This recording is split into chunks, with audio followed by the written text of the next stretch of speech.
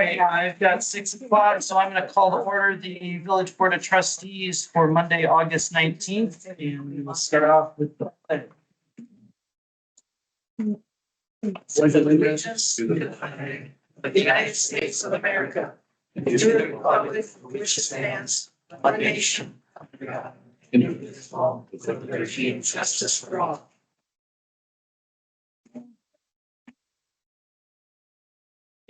Roll, please. President Larson. Present. Trustee Bannon. Here. Campbell. Here. Tasmar. Here. Ward. Present. Ziegler. Here. Service. Here. Quorum. Was the meeting posted? Was posted as required by law. Next is public participation. Public participation allows citizens to be heard on any agenda and non-agenda item.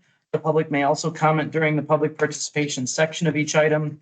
The village board shall make no decisions or consideration of action of citizen comments for items not on the agenda, except to refer the matter to the village administrator for administrative consideration or to schedule the matter for board consideration at a later date.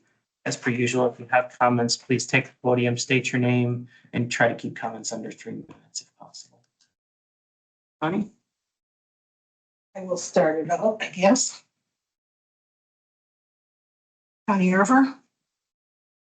I would like to comment on parking once again down at Sewer Park for community picnic. There's no parking for people down there.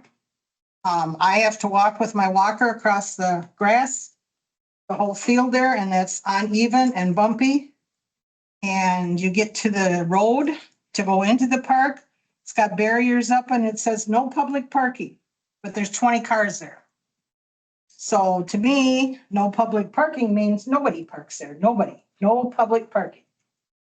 We're all public. And so I want to know where the heck I'm supposed to park. And I'm not the only handicapped person that goes down there. So, and I wonder why these other people are so privileged to park down there. So that's my comment. Thank you. Anybody else? Oh, Shanna? Oh. See, that's why I don't go there. I must fill out my chair. I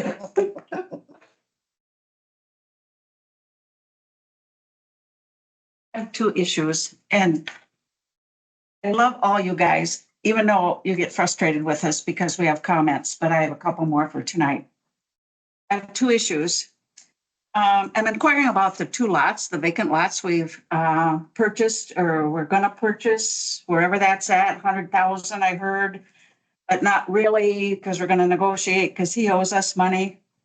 Did we negotiate that price or did we just pay the asking price? How many of you board members and staff have looked at those 2 lots? Can I see a show of hands? Do you know how many trees we have to have taken out of there? They're really not vacant lots. They're wooded lots. How much is that removal of trees going to cost us? And then after that, how much is it going to cost us to bring in all the fill? Or the stumps, we got to take care of the stumps. And then the fill, and then the black dirt. And while we're talking about what we're going to put up there, remember Terry Kringle was really hot on the new kind of courts that we want. What are they called? Pickleball. That might be a really good place for all those people up there that like to play pickleball, but that wasn't talked about last week. Anyway, what's it going to cost us for the dirt and the black dirt and all of just getting it ready to be a park? Did we look at any of those costs at all? My second issue is crossing up here on 69. Everybody's saying about the kids on their bicycles. And we heard all the people last week saying how there's no way to get from here to there. And down the road, I can see a path back there by the river. But right now, this is of importance. And I know I work for the government too. I know how long it takes. But I think we need to prod a little bit. We can't just sit on our haunches here until a kid gets killed. We have to look at that. It's got to be looked at. And I know the school with the looking at doing different things, et cetera, but we have to make that a priority. We really do. Thank you. Comments? Linda Miller. When I saw the agenda for tonight's meeting, I didn't see anything on there about the bequeath, which at the last meeting, the attorney said could be brought up at this meeting and discussed. Why isn't it on the agenda? I'll talk a little bit about that during my.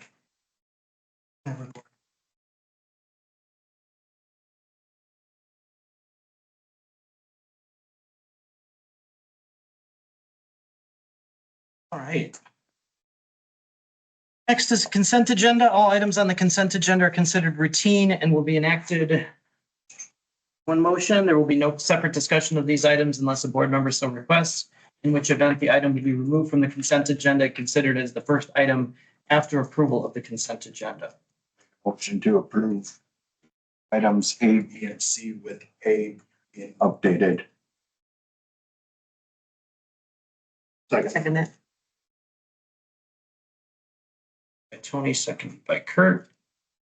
Discussion, all in favor? Aye. Opposed? That carries.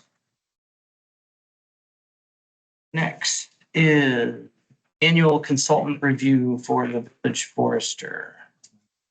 So, as you all know, we're doing the annual consultant reviews. It's a time that the trustees can get to meet the consultants that do quite a bit of work for us. There's not usually a good time for them to be able to ask questions, so that's kind of why we're doing this. Hi. Am I seeing the podium? Sure. Yeah. You want to just describe a little bit of what you do? Sure. Yeah, so I've met most, if not all of you in the past. I'm Cody, I've been here since 2018 as the village forester, roughly. The main thing I've been doing for the village, which takes up, I think, most of my time, is small tree pruning. That's probably about 60% of what I do under my contract each year. 120 hours. I'm guessing it's probably about 65, 70 hours worth of small tree pruning. On my contract, it doesn't actually have me doing that. The reason I do it, though, is because I was asked by previous administrators, previous public works directors, to do what I felt comfortable with doing. So I've been doing that sort of stuff since then. It's what I do for a living. I work full time for the City of Madison Forestry Department. I've been an arborist for over 11 years. Other than that, I do planting season coordination. So I'll coordinate our planting seasons when we have them in the village. I'll determine where new trees are going. I'll determine what species are going there. I do that when I visit the site. I can determine where utilities are. If we have any overhead utilities or underground ones, I'll determine that. Typically it takes, I don't know, maybe 15 minutes or so a house. In the newer development, I put a lot of green tees on the curb. If you see a green tee on the curb, that's because I was there and I put a tee there knowing that hopefully in the future we'll be having a tree go there. I'll do tree inspections as well. I've printed off everything I should do. Tree inspections. The most recent one I had to do was Jim had called me. We had a failing Norway maple on the south side of town. Came in on like a Saturday morning, determined, yep, that's definitely a removal. Then we had to have Tanner with Wolf Tree Service come in and take it down as soon as possible. I update the online inventory. Back in like 2009, I think we had a consultant of sorts come in from somewhere up north and do that inventory. I know Gary was probably here for that. I've updated that pretty much every year since then in one way or another. It's helpful to have an inventory and we know what tree is where in the event of a large infestation, kind of like emerald ash borer, where we know how many species we have of a given type, where they're at. That way we can get ahead of what's going to be happening. I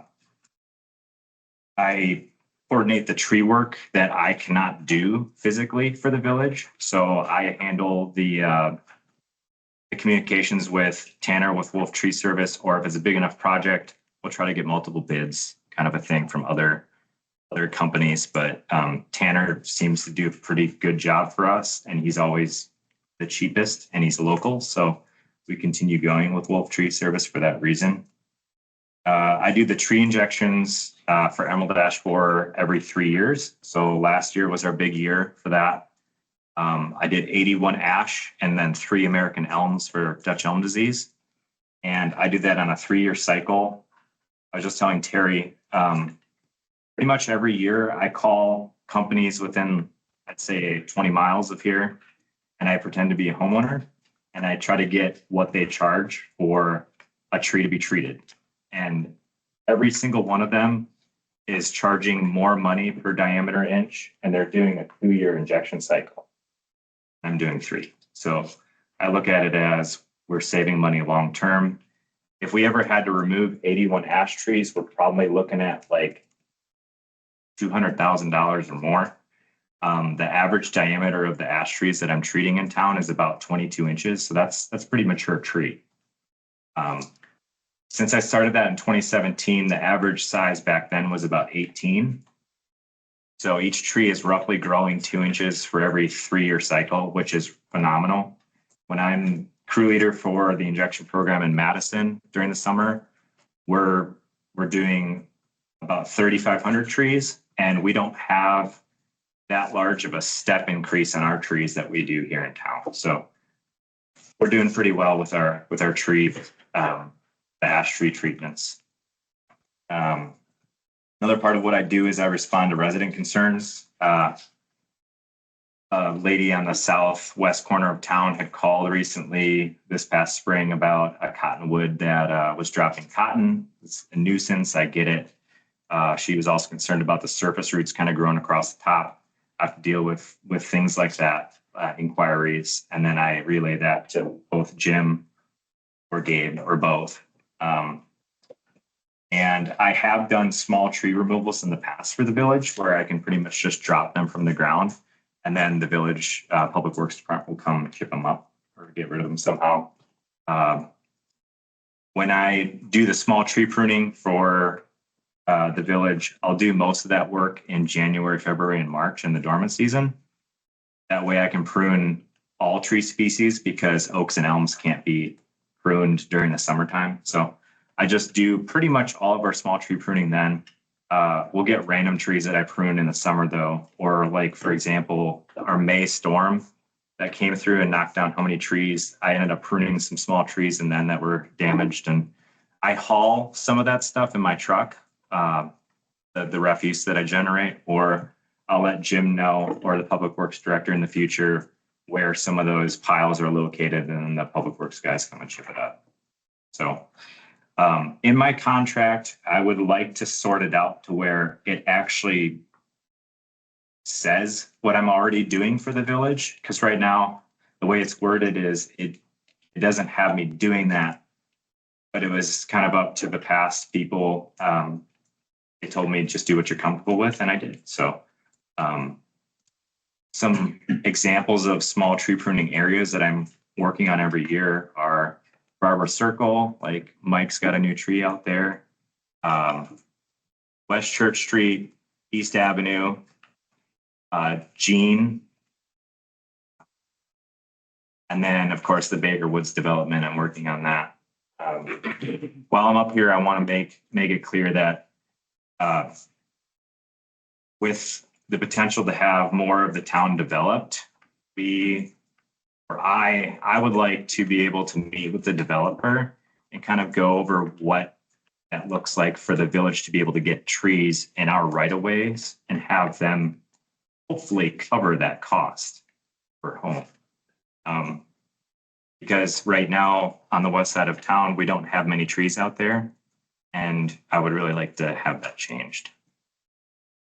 You know, like there's health benefits of having trees and whatnot, as well as a well-lined street will reduce traffic speeds. So there's a bunch of good reasons to have trees there. I take care of them. So. There's 2 follow-up items that we staff need from you guys tonight. One is, are you okay amending the contract to say pruning? Because right now it specifically says don't prune. And 2 is he's limited by hours. I'd rather treat him like a normal consultant that we call as needed and we work together instead of having specific hours that he can work, and then once those hours are done, it's over. Obviously, we budget for it and we budget appropriately, and then once that budget's done, we can't do anything. But I would prefer to be able to do it on call rather than. So those are the two things that I need your guys' guidance. If we update that to be treated like a consultant and more of a à la carte on call type of thing, I guess. The point of à la carte, then, if we're gonna use that term, do we need a list of things that you'll be doing, or is that like a reference list and we use that to know what we should call you for? So the building has to state everything, but it's how I drafted it, it clears up most of the. A lot of things we do need is the technology stuff, the GIS work, teaching us how to do things, making sure the new trees and the subdivisions are working well. Doing the indoor dashboard stuff, that's the stuff that we've the forester to be able to do. That's a specific, call it, that's a specific, job that we do not have. So that's where he's filling that service for us. Yeah, I like to think that I take a lot of workload off the public works director. There's less stuff that they have to deal with. Pretty much anything tree related, I get notified about. Do it, let them know. Yeah, like if, like, for example, we amend it to say I'm on call or as needed kind of a thing.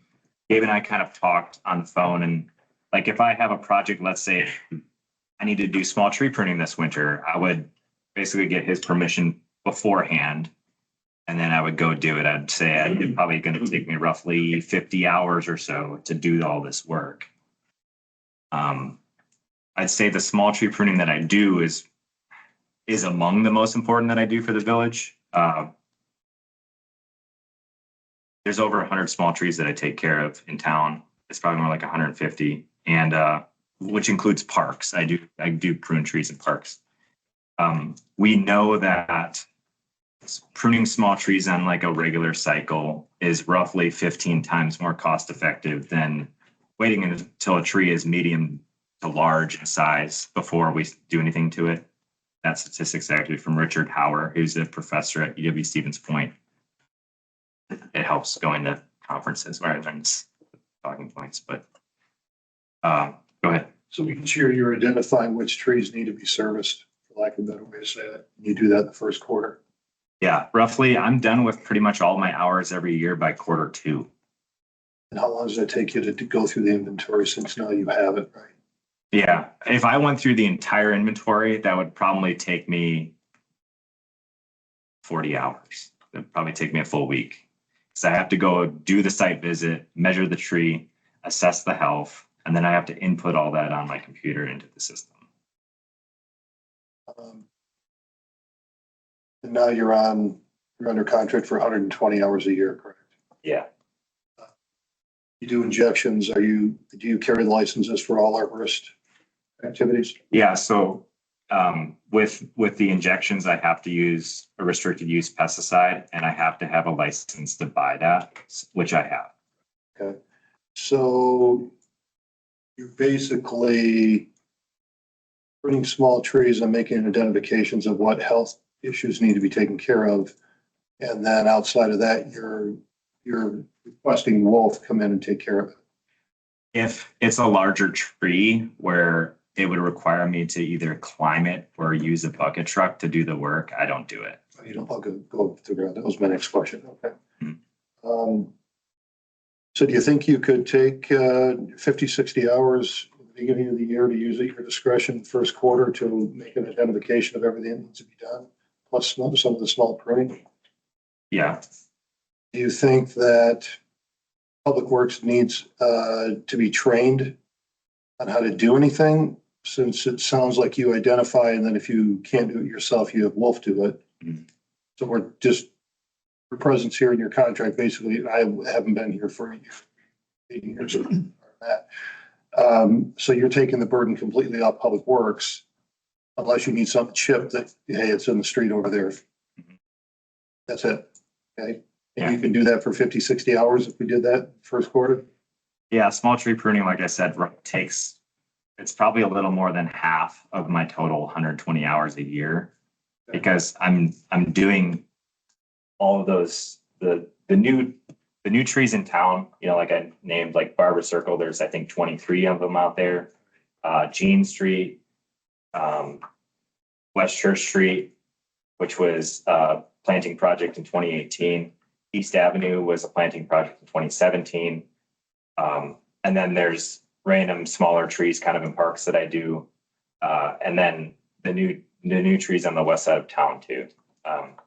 There's been several new trees in that development over there in the Baker Woods development that have planted but died because it's all clay and rock and sand, stuff like that. So is your contention to get a hold of and communicate with the developers in order to leave some black dirt there for those things to be able to thrive, or no? I Is would that part of it, or is it? I would love to have the soil amended where we're going to be putting trees. I've never personally talked to the developer. In the past, previous public works directors had told me the village has gotten money from the developer, or we're supposed to be getting money from the developer for new trees. And I don't actually know where, if we ever got that. That's not my job. So I kind of stay in my lane. I would like the developer at least give us a few $100s per house to put in a new tree. And some of those trees that we put in 2 years ago that died were kind of low quality inventory. And then I switched, and now we're using a different nursery and potted trees, and they've been doing a lot better for us. We know that potted trees have a higher chance of survival rate now. So what's your opinion of, why are you requesting that the developers chip in $200 per unit, let's say, for trees to be planted at the house or whatever it is? Preferably it'd be more like $500 a house. And I know that it's because they can afford it. And I know, but what's your reasoning for that? I don't want it to be a barren landscape like it looks like right now out there on the west side of town. So you're saying in the developer agreements we have now, you've looked at those and there's no provision in there for foliage or anything like that? If there is, I haven't seen it. I've only asked the questions to previous people that were in positions that should know, and I was told. So I want to get that cleared up. So as long as it's part of it. Okay, I appreciate that. Okay. Yeah. And I don't know, like, I would like to see that documentation. I haven't actually seen it yet, so.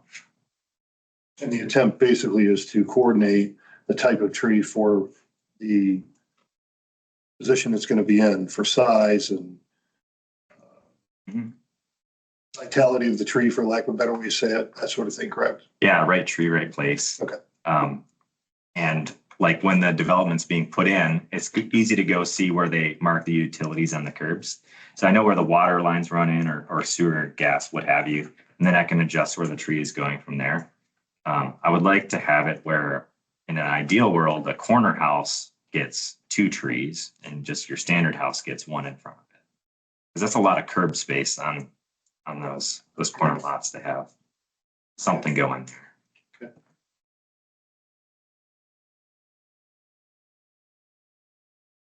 Anybody else, any further questions? One last thing before, Judith, if I may. So you do realize that if let's say we amend your contract and it's for a la carte or less hours or whatever it is, that you get it done in the first quarter and there's a development underway, you do know the trees are planted, like basically when the signs are put into the streets as well, right? And it's one of the last things that they do after they're done, but they have equipment and everything else and all that. So, okay.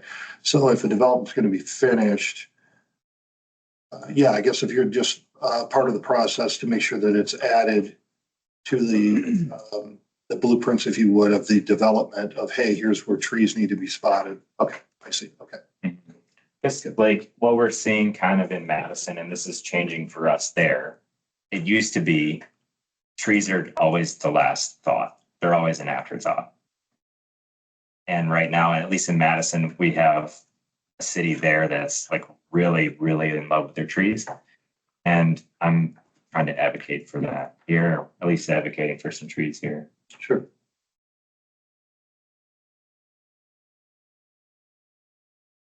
Linda? Do we currently, budget for so many new trees every year? Last year, I don't think we did, but there is the forestry budget, but I don't think it had new trees last year. Yeah, Well, I think actually we planted how many? This year. like 12 or so, yeah. 10 or 12. So we did for this year. Yeah. But not last year. So you don't do it annually? Well, I've only been here 9 months, so I can't speak to what we do annually. So you could, at this point, put it in the budget for next year. Ian and I have actually talked, and he asked me off the record, like, what's a number that you would like to have for forestry? And I told him a number, and that would give us plenty of money to plant more trees. That's to be determined, obviously, but we're hoping to put in as many as possible. Thank you. Cody, when a tree has to come down, whether it be in a terrace or whether it be in our parks, because I know we have some trees down in the lower part of Community Park, that the stumps are still there, that came down through storms and winter ice. There's no policy for replacing that tree every time we lose a tree? I would love to have a policy for it. But we're honestly kind of, we're handcuffed for budget too. Like this year, we blew through the urban forestry budget after a storm. And we're kind of at the whim of what funding is like for replacing trees. So I would love nothing more than this tree comes down, okay, it's on schedule to be planted within a year.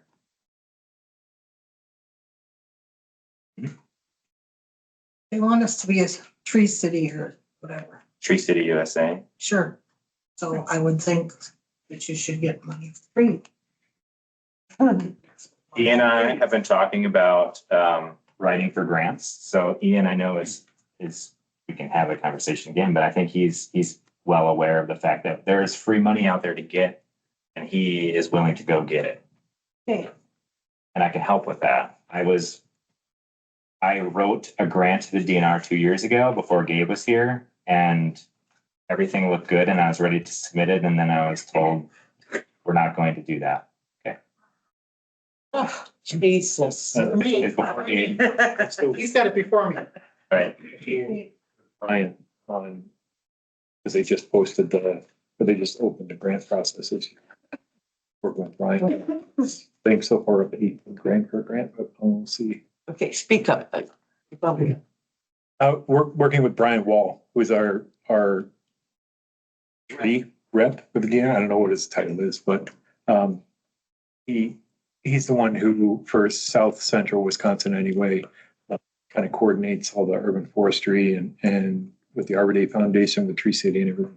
And I've been working with him on our Tree City application and on the grant applications that just were posted, I think August 1st or something like that.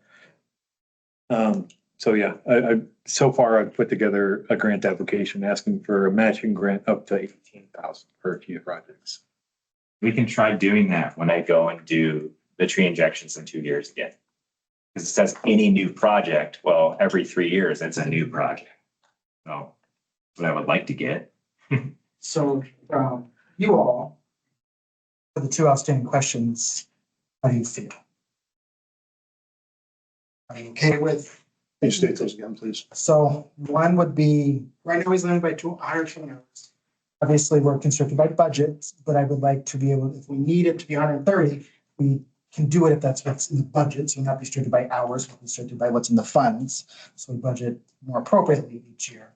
And then 2, right now it says very strictly no. Clear as day in the last public works directors have asked him to prune, so. Like he's been pruning. Would you like me to amend the contract to allow for me?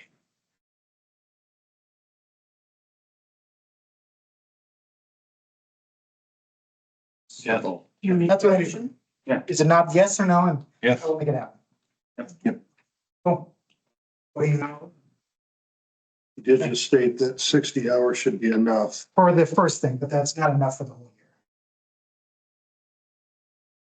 year. Yeah, 60 hours, like I said, is roughly what I spend on just small tree pruning.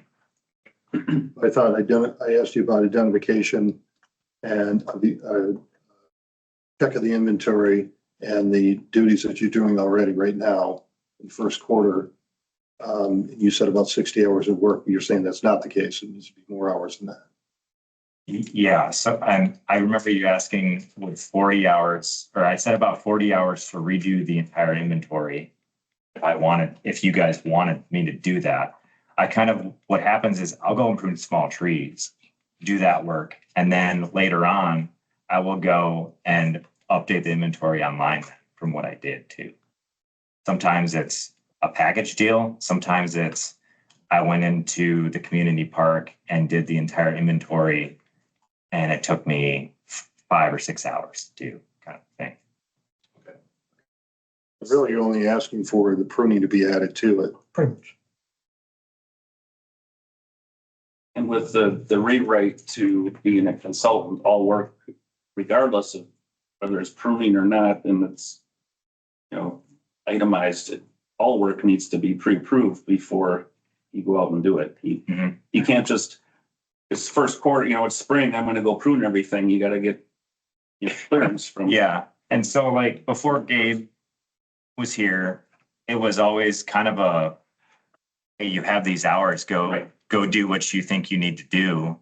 And I'm aware that things are different now. And I'm okay with that. And getting pre-approval is not a big deal. Phone call. Yeah. The text. Yeah.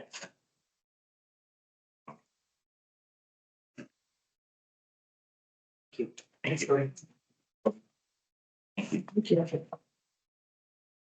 Okay, so next, I think we're gonna move some stuff around.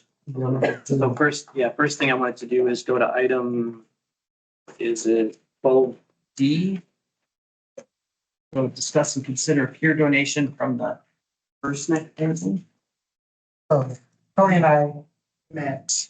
And so this has been an ongoing conversation for multiple years, and Versick family would like to donate here, or potentially the options is to move the pier that is at Candy Point and move it somewhere else in a more desirable location. I'm not asking you guys to have a long conversation on, do you want to move it? Where do we want to move it? All of that, do you want a new pier versus no pier? I think the conversation I just need from you guys tonight, because I'm not allowed to accept a donation of this without your permission, is do you want to accept a donation? You say yes, then this conversation, we start that conversation, we work with the Parks Committee. If you guys say no, I don't foresee that you would, but if you do say no, then you will start. So I just legally cannot accept a donation without you guys permitting me to accept that donation. Do we need a motion, Paul? Yeah. Okay, I'll make a motion that we accept the donation of a pier from the First family. Maxine made a motion to accept, Second. seconded by Tony. Any further discussion? Can you repeat what you said, Gabe? I guess what is being donated? So they're looking at. Yeah, well, just so I'm Randy Versick, for those of you who don't know, there's several of you that do, of course. But grew up in the area, not a Belleville resident per se, but went to school here, lived my whole life around the area, town of Montrose. I live in the town of Oregon right now. My mother still lives in the town of Montrose. A few years back, my father passed away. And we got some money from memorial funds, and mom really wanted to start thinking about doing something with those funds to honor my father, who was longtime Boy Scout leader in the village, and helped get the lake project off the ground and get the lake to where it is today. Also a very avid fisherman. And also, donated his time to both the community picnic, and then also fixed up rods and reels and donated them to the Cops and Bobbers program so the kids could fish. So, a lot of stuff that, behind why we were kind of thinking about doing, something like a fishing pier. Lake Bellevue, of course, is a prime target in the area for something like that. We realize there is one there, and people do use it. I think there's other spots on the lake that could probably use one as well, maybe even better suited to fishing than where that one currently is. So this is a conversation that started more than 2 years ago. I know I spoke with Gary and Terry about this a long time ago with the Parks Division. And, basically at that point, they said, yeah, go move forward and, get pricing and, just start working things out. Things kind of fell off, I think, with the previous Public Works manager or whatever you call them. So there wasn't a lot of follow through on the village's part. So I just, not being a resident, I just kind of was very patient with things. And so, yeah, I'm just kind of, in speaking with Gabe and Tony, we kind of thought, hey, let's maybe resurrect things and just see if we can get something going here and, make the village better in a way for its residents and anyone that wants to enjoy, fishing in the outdoors. So you're looking to donate an additional pier. yeah, right. Again, a lot of work has to go into, seeing what we want to have there, how much cost and, we also, there has been discussion in the past, the Caney Point Pier. I don't know that it gets a lot of use. I mean, half the time it's, if the water's low, it's sitting in a pile of weeds and I don't think anyone uses it. So I don't know if it's something where we can pay for the repurposement of it, moving it somewhere within the park or whether it's off the park or off the berm, or, that's again, things we need to discuss and figure out. But that's been the whole kind of thought process through this whole thing. So is the idea in conjunction with the village doing that, some type of match or something close to that to help out with it? I mean, Not to I ask. guess it's an easier question to answer once I know the total project cost and, thinking about what our family would like to donate versus, maybe what, if the village has any appetite for helping, of course. I mean, sure. It's always going to be a better project if there's a few more funds available. But yeah, so I'd like to explore all those things with Gabe's help and, just kind of see where it goes. And, it doesn't need to be huge and extravagant, but, the thought process is something similar to what's down there. So it's safe and accessible to all. And, isn't going to blow away in a strong wind. And, so it's got to get done right. So there's going to be, it's not going to be cheap, but it's also not unattainable. That's where he and Tony met, we talked about it and I just said we need to take it to you guys because I can't accept without you guys' permission for it. So, and I didn't want to do any work on placement or anything like that until you guys had given us the okay. So. The one that's at Kenny Point was quite expensive. The railing alone was $10,000. So I'm Yeah, glad, it's a pretty extravagant sidewalk, just getting down correct. to it. I think and that's I a have lot no of idea the what cost. the sidewalk cost us. I know what the pier cost us. Yeah. So I go, okay, if we move that somewhere else, what are we gonna do with the sidewalk? Sidewalk to nowhere? I think that's the questions that we need to just dive into. Obviously, we're not there yet until they say yes or no. So I think there's a lot of unanswered questions that still need to be figured out. I mean, I assume at some point there'll be a whole another meeting of a proposal and Here's what's gonna happen. here's what's gonna look like and, all that kind of stuff. But yeah, like Gabe says, it's just kind of more of a, are you guys okay with us? If everything's reasonable, would it be something you guys would approve ultimately? Is it worth going down the road of doing something, Any further discussion or questions at all? We got a motion by Maxine and a second by Tony to move forward with accepting a donation. You have a comment by Connie. I'm sorry. You have a comment for Connie. Oh, sorry.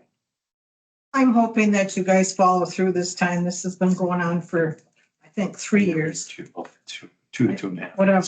And this is a family, as he said, their father donated a lot of time in this village and a lot of time to our children. And this is something that they want to do for us. And I think we've sat on this long enough. I've brought it up at many meetings. And it's time to do it. We gotta quit. I understand some of this takes forever, but if you're gonna put a pier in, put a pier in. If you're gonna put a shelter up, put a shelter up. We don't have to sit here and wait for years. This is almost 3 years and we haven't even got to the first point. So I hope you want it and I hope you accept it because I think it's a wonderful thing for Belleville. Lots of people fish down there, especially little kids. They do. I agree. So we got a motion by Maxine, seconded by Tony. All in favor? I, Opposed? Carries. Thank you. Thank you. I'll be back. Should be talking. Okay, so next, I think we want to move into closed session. Possible to move that to the end. Last time nobody stayed for any of the. See if that could be done. Possible to do that. well, can I say something? Go ahead, Mike. What about, since we're moving things around, can we move information technology managed services agreement up? Potentially let you get out of here? Works for you guys. I mean, these meetings on the other side. All right. Yeah, I think we can do either one. So,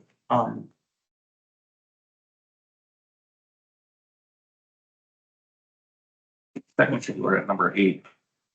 correct. So I'm gonna move up the technology management services agreement, Number 11, and then you'll just follow in course, I guess. Thank you.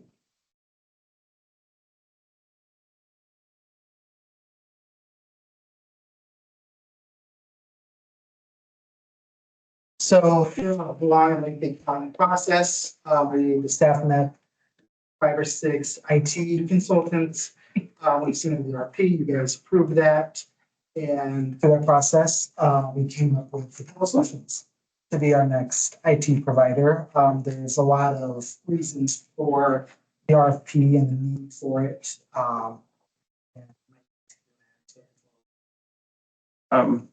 Well, being, that I'm a technology professional in my career, over my 3 years here, I've seen some of the technology that's in use and happen to know how it's being supported at things, and it was a little eye-opening, and a discussion with each potential vendor, and I think it was eye-opening to staff also of where things should be. So, and after trying to get as close as apples to apples on, services being offered and cost, and then that last piece of what do you feel comfortable with? Trying to gauge whether or not someone's going to be able to deliver what they're saying. So that's what the discussions, that's the path we kind of went down, and ultimately we wanted to propose making this change here to Dependable Solutions. So. First of all, thanks for letting me come speak to you. Like I said, I've sat on your side of the table for 5+ years in Prairie du Chien. We hope we have the opportunity that you go with the recommendation and we get to prove ourselves to you. We understand that, in IT, it's a very confusing industry, and you can say a lot of buzzwords and keywords. And so I was very glad to see that you actually had somebody on your committee that really understood IT and understood it well. We have an approach where it's kind of it's not kind of, it is an all-inclusive. It's basically a single monthly fee, and we cover all your IT. You get everything from, junior help desk that picks up the phone if you call in, all the way up to a chief technology officer or a CEO level person coming in looking at things. We work with you beyond just the technology support, right? It's one thing to make sure your technology works. But it's a whole nother thing to help you come and budget and plan for the next 3 to 5 years. So you as a council can make the determination of what needs to be budgeted, what goes in your capital plan, all that stuff. And so we help out with all of that. One of the other things that we're extremely focused on, and that's built into this proposal, is cybersecurity. We all know about it. We hear about it. You know, cities getting hit all over Wisconsin, all over the world, targeted because you're a government organization.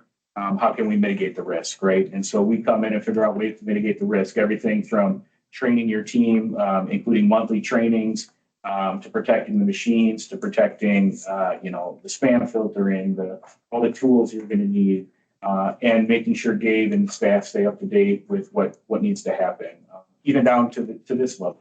And I see that you all have a city, a village provided laptop, making sure that those are protected, making sure we have remote tools on them. So if for some reason you're at home working on something and need assistance, there's problems on your machines, that our team can hop on that and work with you to get things working. So we take a look at the entire village as a whole, and we make sure that we're able to support you from top to bottom. So I don't want to take a ton of your time. I'm happy to answer any questions.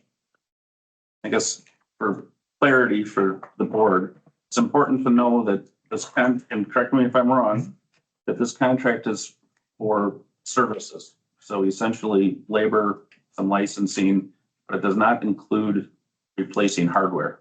Correct. It does not. That is a separate capital expense. Yeah, it doesn't include replacing the hardware, computers. There's an option for that. There was an option for that, but yes. By looking at your agreement, you're at 4,500 for setup, 4,500 a month, roughly 58 to 62 grand a year. Are you going to require that new laptops and new device hardware gets used here, or are these going to? Yeah, we'll take a look at them. I know just by looking at the colors of them that they run Windows 10. So that tells me they're within 5 years old, maybe a little bit older. But we'll look and see if they run Windows 11. If they run Windows 11, we can still support them next year. Nothing's going to have to be supported going to be increased when we come in.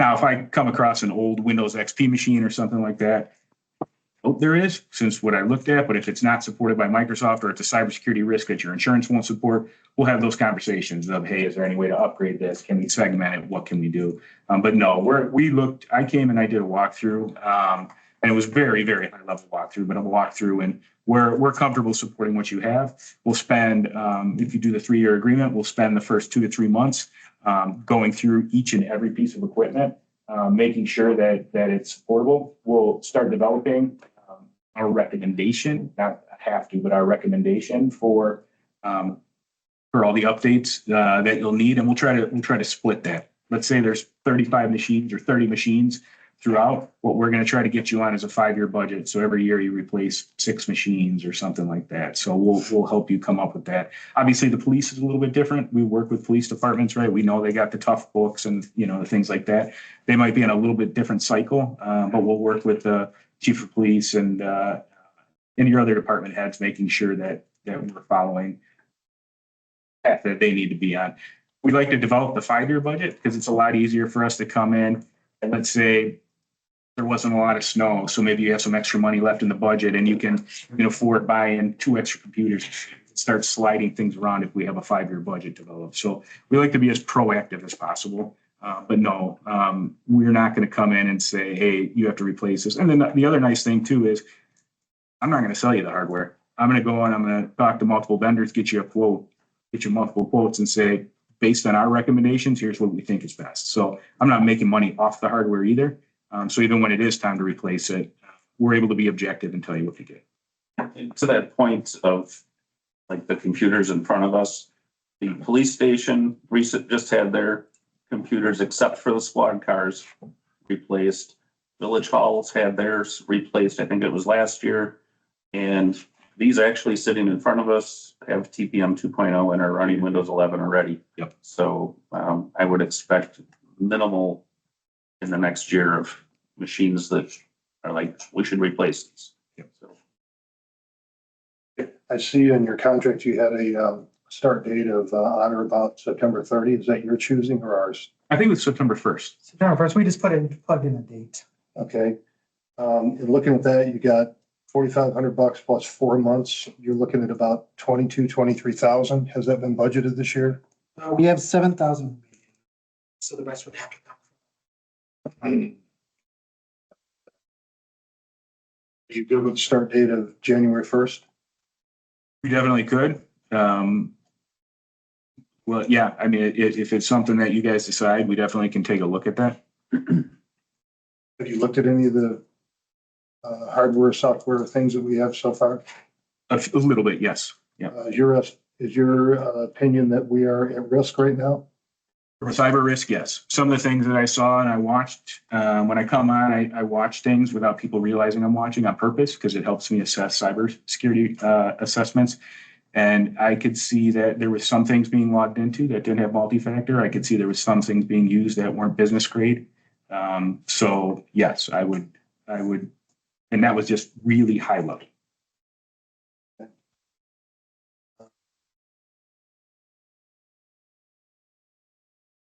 Does this include the library and the police department? It includes the police department and public works or. And not library. Library is its own IT service. How many laptops are in public works? Yeah. How many computers do you have? You have one? One laptop. Laptop, 2 computers. Your pricing, is that based on the one laptop or computer in public works and then the village hall and police? No, the way that we do is it's called it's critical asset. So basically what we look at is, for instance, Gabe, he's got a laptop, but he might also have, he's got his cell phone that might have his email on it. He might have another machine maybe that he takes home. Right? I don't know this, I'm just saying. So what we do is we base it on critical asset, and critical asset is usually a Microsoft license. And based on that license, then 5 or 6 tools apply down to that license as well. So it's all based on Microsoft licenses, all licenses in your Microsoft tenant. That's what you consider. A critical asset, yeah. So Okay. some of the cost is offset by his contract includes our Microsoft licensing, which is a separate line item expense now. So those funds that we spend, which is 20 seats at $32 roughly a month, is what's included with his contract. So that's whatever the math is on that, that goes shifts where it goes. Yeah, it's that, it's your spam filtering, it's your cyber training, it's your SaaS alerts, which will show anomalies like, hey, Gabe just logged in Belleville, but then he also logged in New York within 5 minutes, kill the account, stuff like that. It's doing the 24/7 cybersecurity SOC monitoring. It's doing the 24/7 NOC monitoring. So if something drops in the middle of the night, we're already working on it, trying to get it back up. It's all that stuff. So your $4,500 a month covers all of that and any equipment that we have, critical assets, whatever per unit, covers all the units. Does that include the library or is that not considered? No, the libraries in Wisconsin are handled by their own. It's a lot of system, yeah. Okay. And it's all special projects. So we have special projects that we need him to do. Like we have .com emails. We need to switch to .gov emails because we're government. And so that's in the price. That's included. There is no Part of the- outstanding. Part of the math I had to do to try to get as close to apples was every other vendor. We've got 2 known IT projects coming up. One is to switch from our .com domain to a .gov because we're a government entity. Why was it set up as .com? Who knows? But we got to fix that. So there's work labor involved with that, including migrating our website. So that would be an additional hourly rate project with other vendors. He's bundling that project in. And one that we've been talking about is moving some of our resources that we use on the server, specifically starting with file services and looking at moving them to a cloud-based solution to make them available from anywhere, along with, it adds a whole bunch of other features like versioning and data loss prevention and records retention requirements. So documents will age out at a certain amount of time. And then on top of that is building a correct me if I'm wrong, if any of this isn't included. Nope. Also building out our intranet SharePoint site that can be for, the village employees, not public facing, for, what's going on and helping coordinate departments and HR and finance and that kind of stuff. So that's all bundled versus a time and materials project with others. Yeah, just clarification on that, just so we're on the same page. Absolutely, yes. The only thing is we're not doing website design or anything like that. We will set up the SharePoint infrastructure, work with your team to move files where they need to be moved, set up all that stuff, set up the security. Yeah, all that's included, 100%. Can you speak to limitations with the fee? What limitations are there? Yeah, so, we've been doing this 20 plus years. We've been in business, actually 21 years now. And, we've been doing the all-inclusive probably for about 7 or 8 years. I would say the only time that it went outside of our normal all-inclusive price was we had a large school district that was building a new school, and we were pulled into probably meetings with all the architects and everything about 10 hours a week for like 6 months straight. That was outside scope, but other than that, 99.9 of it's all included inside of it. So like in that situation, at what point did you have to have that conversation of, this is getting out of scope? We just had clear and communication all the time with each other. We meet regularly, and we just said, hey, listen, if this is a meeting once a quarter, once a month, great. We'll bundle it in. But if you're going to require us to help design and stuff, and it's going to eat up more than 5 hours a week, then we're going to have to jump in. So part of the services that we're buying too is a ticketing system. If there's an issue that's going on, they have a ticketing software. We don't have that now. They can do remote access, which we don't have now. We are getting a ton more features, a ton more for very similar budgets, and we're getting a ton more for the money. So it's a smart move. When we move, I think that's where we is financial wise, but switching providers was a must. What's our current contract? We can end that. But what is our current, do we pay a monthly fee for it? It's a monthly fee, and then they visit once a month. What's our monthly fee approximate? And over the board, but Are we on a straight monthly fee? I know they charge us hourly for when they're actually working and stuff, so. I mean, the most consistent minimum amount that comes up this year has been 935. But most of the time it's been slightly. Wasn't last month's check register $2,700? Yep. July was 27 and change. I think that was the servers too. I think extra time of the. I mean, the month before that, it was 900, probably 935. 1,400 the month before that. About 1,400 change the month before that. Same. So I guess about 1,400 a month.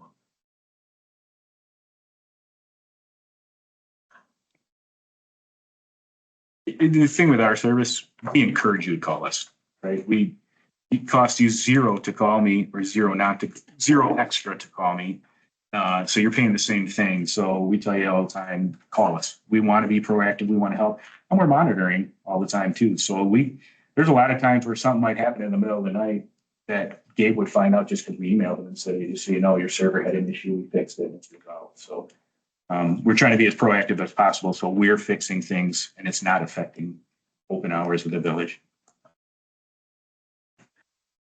One additional service that you include is the backup of our data and our cloud data. Yep.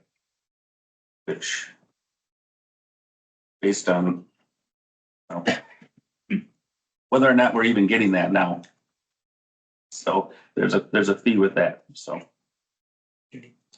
I'm gonna refresh the memories of the folks that were at the finance committee meeting last week Monday. Because that was a question about what we get. What we're paying for currently. And Tim Stallman asked Ian how much we have paid to date to the firm that we currently have under contract. I want to say you said something like $45,000. No, I couldn't get into. You couldn't get into I couldn't the get into vendor? Wi-Fi. No, I couldn't get into Wi-Fi, so I couldn't log in here to get into Cassell. I couldn't log into VPN to get in here, to get into the financial software. I can add it up real quick now. Yeah, but he told you to go to their vendor file. Which you did over in the library and said it was around 45,000. Let's figure that out. The village should be getting, they're only visited once a month right now. And really, they should be getting visited more than once a month from the current provider in order to have any ability to move forward. Part of it's, there has been zero guidance from the current provider on where to go in the future, despite my specifically asking for a project plan and costs associated with each project. So that's part of what initiated this whole process. So it's the way it is. I mean, we should be doing things better. And I know there's a price tag to it.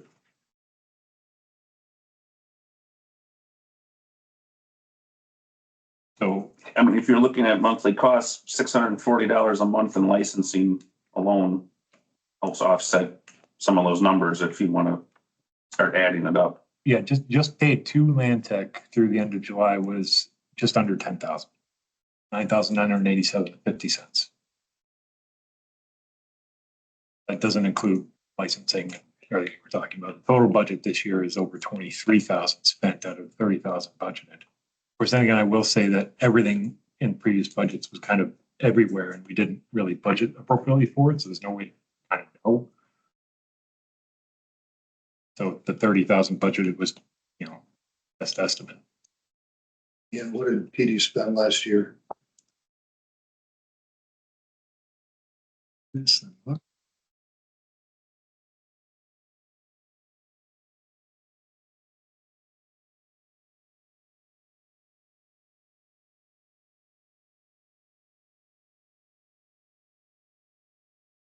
Those licensing costs that you talk about, it's also your, right, we talked about spam filtering, it's your email archiving, so you can send secure emails, it's your backup of your email, because you can have stuff out there, but Microsoft says they don't back it up, so it's the backup of that. It's also your 7-year retention, which I'm assuming you're doing now. If you're not, you're legally obligated to be doing 7-year retention holds on that. It includes all that. And it's backing up your server. And if there are workstations that need backing up.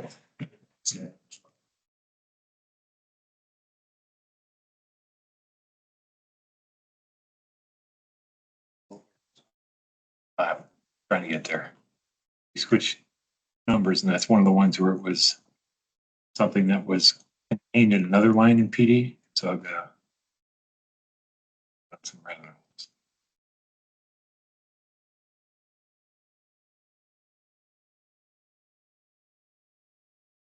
You guys might be thinking we should have held this after the whole session. This will be easy. Okay, here we go. I found it. Got it up real quick. It was under equipment and repairs in PD before.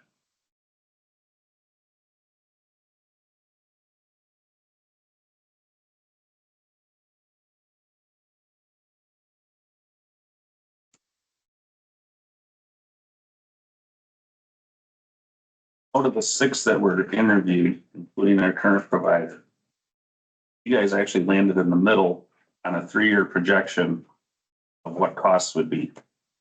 Most expensive was just over $215,000 for 3 years. The least expensive was 128. And you guys came in at 162.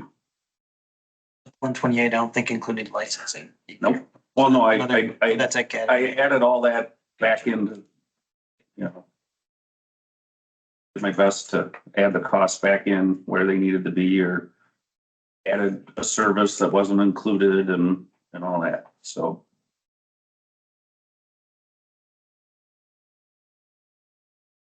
Almost there.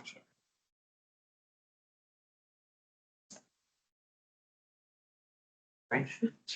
Yeah, I think we'd need a motion if we were gonna approve something. It's just when and if we want to. Okay. So total paid out in 23 from the PD budget alone was $15,030.99.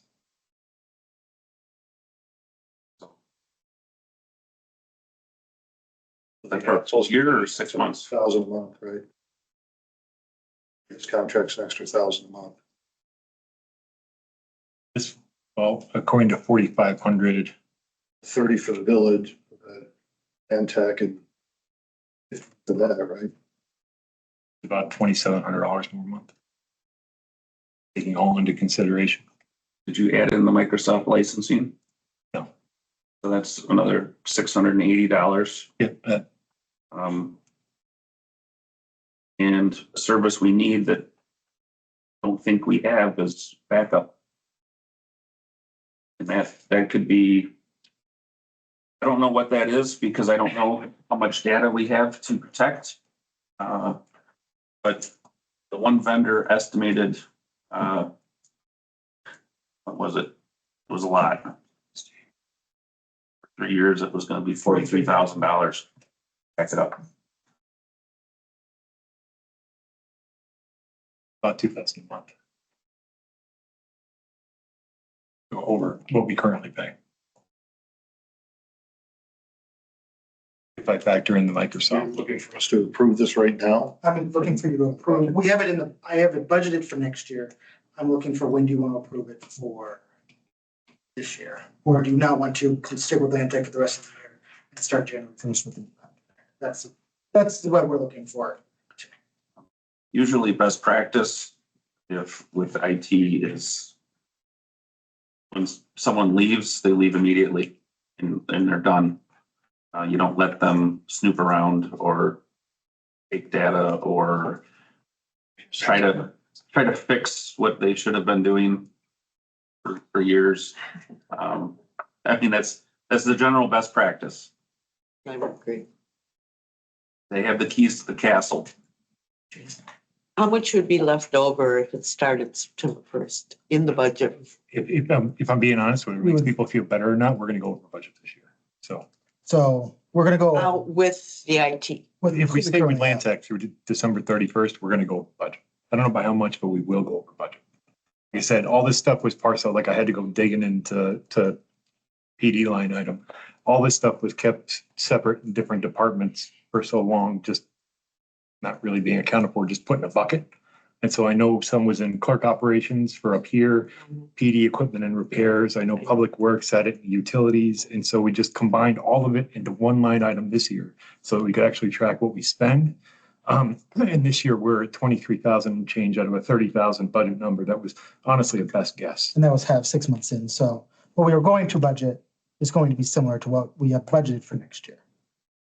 So we'll be over budget. I'm So like we're half, 10 to 15. what we're half now, what I'm recommending, what'll probably be for next year's budget is pretty close to what we're gonna be with his contract next year. So if you look at it, I guess by what we're potentially going to be at the end of the budget year, 10 to 15,000 over budget. So we're gonna be at 40 to 45 and they come in at 54. So Very simple math. We're paying roughly $1,000 more a month than current, but I believe we'll get the services that we need in the direction we need. And next year, we'd have to be paying for projects with a different provider. So we have to. Yeah. So I think it's very much worth it for $1,000 to get things, $1,000 a month to have things get to where they need to be and maintain their round numbers. Maxine? Where will we get this money from if we approve it for this It would year? have to come from the undesignated fund for anything that goes over budget. Say that one more time. Undesignated fund, Okay, and we have enough Or- money in there? you have the money in there. Do we want to spend it on this? I think that's the question that the board needs to answer. Thank you.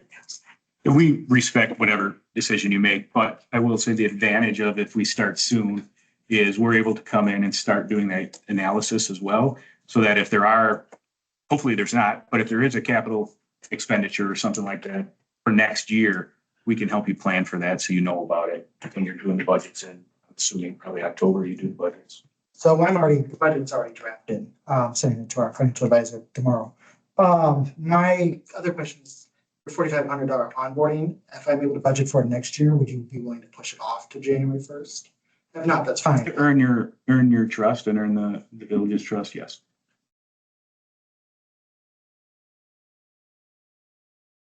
That means we just push the onboarding fee into January, right?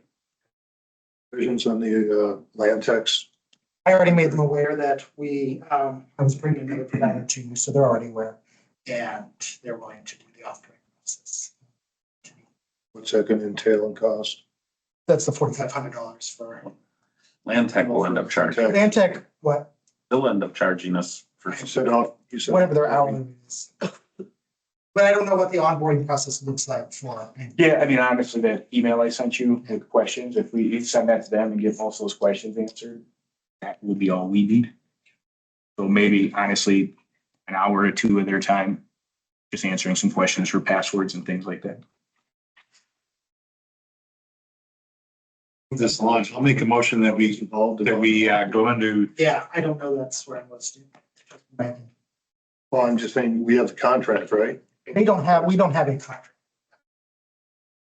Just been using that. So, Do they have a copy of the contract? I wouldn't be surprised at all if we don't have it, but. I will get that from them. Yes, at a point, he's got a point.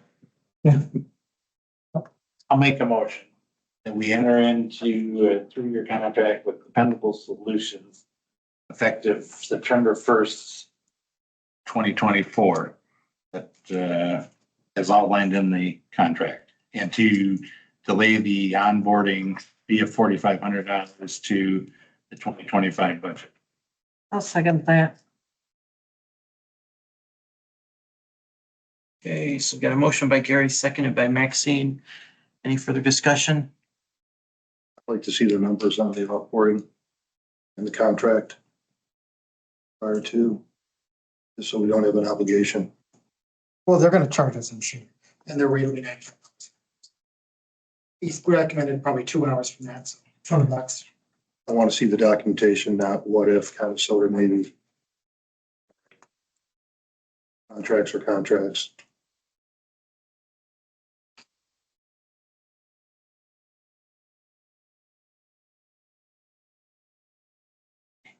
On that note, sort of your contract is for 3 years. What if we decide to change vendors prior to the end of the 36-month period? So it's all handled in the agreement that was sent, but if we are at fault for not delivering, you had 30-day notice, just let us know and we're out. If it was just, hey, we're not gonna do it anymore, then it's paying the remainder of the contract out. That's why I want that contract. And I will, Thank you, appreciate it. You- yeah. I respect it. No, I totally get it. Contracts. yeah, and you might, just so everybody understands, I was telling Gabe, I hate contracts. 2 years ago, we would have been standing here, 3 years ago, I would have did it on a handshake. The cybersecurity changed it. And now the past 2 years, it went from a handshake to a 30-page contract. It wouldn't surprise me if you maybe don't have a contract, because we didn't have contracts either up until about 2 years ago. So right now, we've got a motion on the table to approve it. So Kurt, did you have an additional motion or amendment that you wanted to offer? I would just say, I'm up for approving it as long as it's in lieu of discovery of that first, because that might change things if we're obligated to pay them. Here. Again, so we have a motion on the table that's just approve it. Contingency. It's not in the motion as it sits.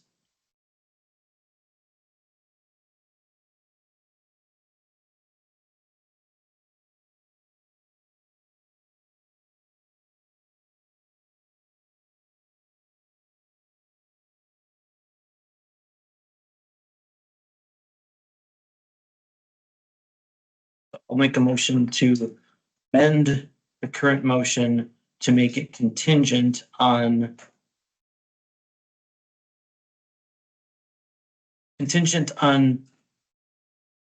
determining whether we have a current contract with Land Tech or to With the termination. what the termination provision allows for. If we can exit it, and I think we move forward with this. Second that. That's a good idea. So with an amendment, if we're all unanimous about it, we don't have to vote on it separately. We can just add that to the motion. If we're not unanimous about the amendment, then we will need to make a amendment vote on it. So I guess if you want to just call if anybody. Does anybody have any objections to that amendment?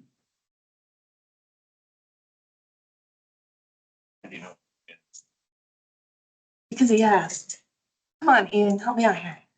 Okay, All right.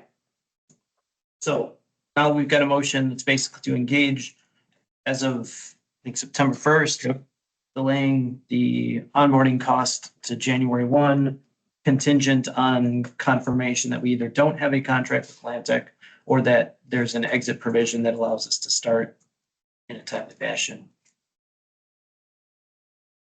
So all in favor? Aye. Opposed? Carries. Thank you. I look forward to working with you. Thank you. Okay, so we're gonna go back to 8. I don't have a report to offer. Dave, I'll hand it over to you for a village administrator. Yeah, I got a couple things. On that bequeathment, I had spoken to the attorneys in California. I did let them know that we were having some questions and that they would be asking if they'd be willing to come even virtually. They did ask though that they work between the village attorney and themselves because they have an attorney, that they are attorneys and we have an attorney, so attorneys have to work together. So they did ask for that. So they are working through that process. Now, building inspector, one thing you guys asked at the last meeting was, would you like a new building inspector or would you like me to go through an RFP process? So I don't know. I didn't want to do an RFP if that wasn't what you wanted. They're happy to just give us a building inspector if that's something you want, or if you want me to draft a new RFP to come to the next board meeting. So I guess that is the direction that I need from you guys. You want a new building inspector from GEC, or would you like to look at new building inspector firms?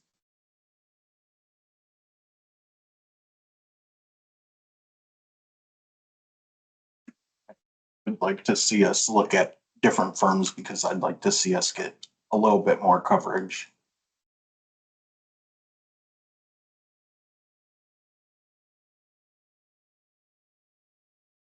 I also think that because I've heard several complaints from the village that I needed a building inspector and they couldn't connect with them, or they came up here, took up work and he wasn't here.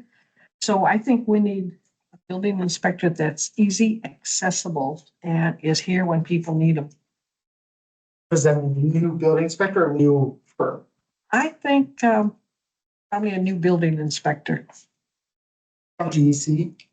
Pardon? Like from the same company or a different company? That's what I'm It asking. doesn't make any difference, but I think that it needs to be laid out that this is what you will be here. This is what's expected of you, you know. Plus the normal jobs and duties.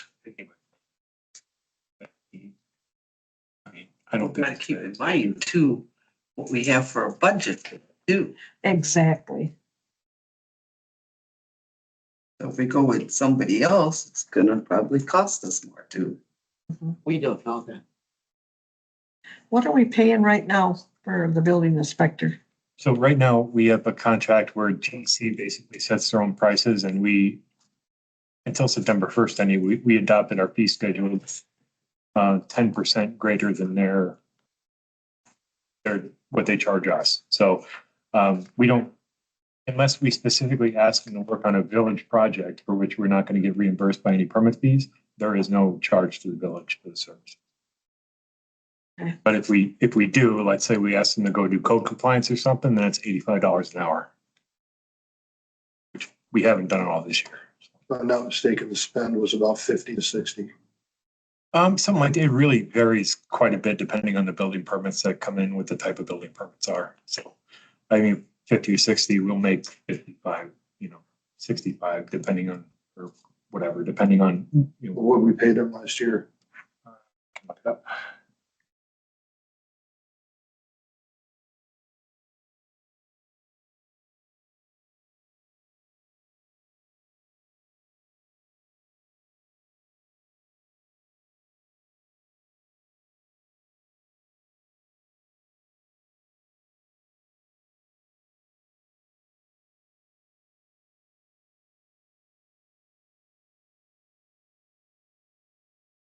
Last year total was $32,414.72 out the door. Revenues from permits was roughly what, 150?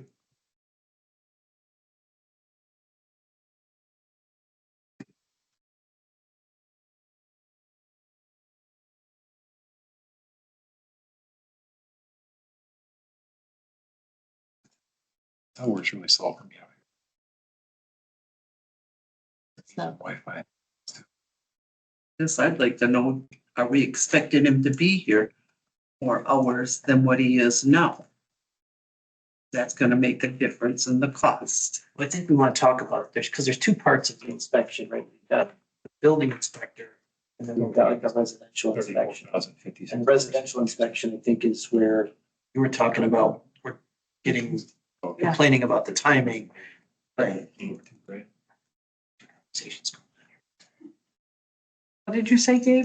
I didn't say anything. Oh, or what did you say, Ian? Oh, no, I was just saying that the permit revenue taken in was a little over $34,000. So It's like 10% more than we brought in. It's, less than that. it's a little, it's close. But I think the question is our issue with the residential inspections or is it with code? That sort of stuff. We're trying to task. We have a lot of issues. Well, it's, the well, with, correct. Right. we don't do any code compliance. We don't do any code compliance. No return. Correct. So there's that. I mean, building inspections, we don't make a whole lot. We're about to get a whole lot busier. And then my professional opinion is that rezoning's horrible.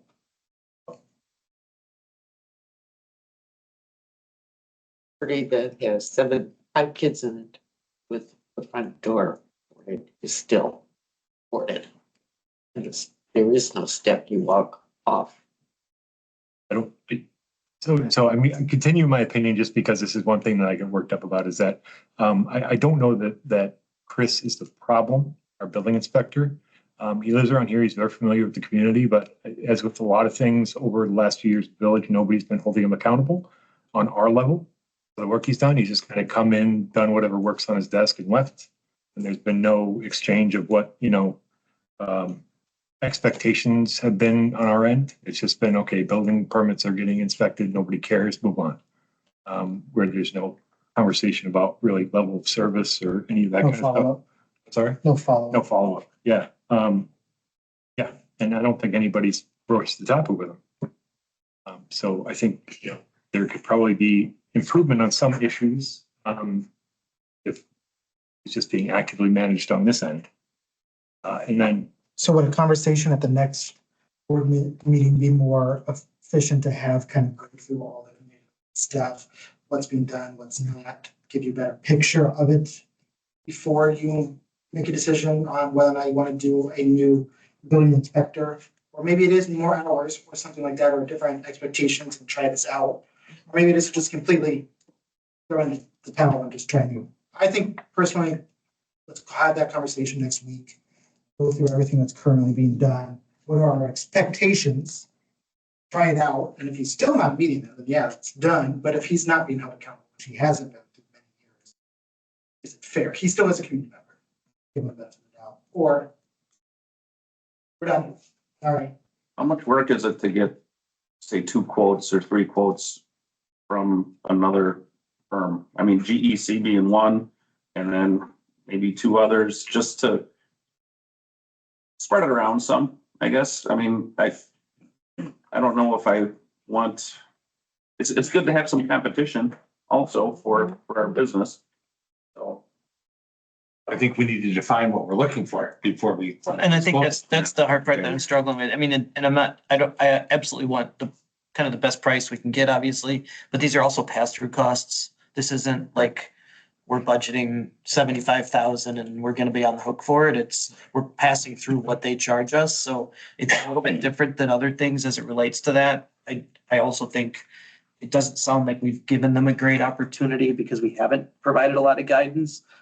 That's just my take on it, but others can disagree with that. Is it a conversation with upper management that, you know, we need more hours or, you know, whatever, you know, again, there was discussion at the last meeting about, you know, they called down here and he's, you know, leaving his business cards, you know, clearly defining what business hours mean and that he'll be in the office at those times, or his business hours mean that's when he's in town to do his inspections and all that kind of stuff. I don't know if that's clear. I wasn't clear after the last meeting about that, so. I'd say let's have a conversation next board meeting, kind of wrap things up, and if you guys want to do it from then, knowing what our expectations are going forward, then we can, that RFP can write itself, or we say this is your new standards. If you don't want to hold to this, we're going to review this in 6 months. For 6 months. That's what you need.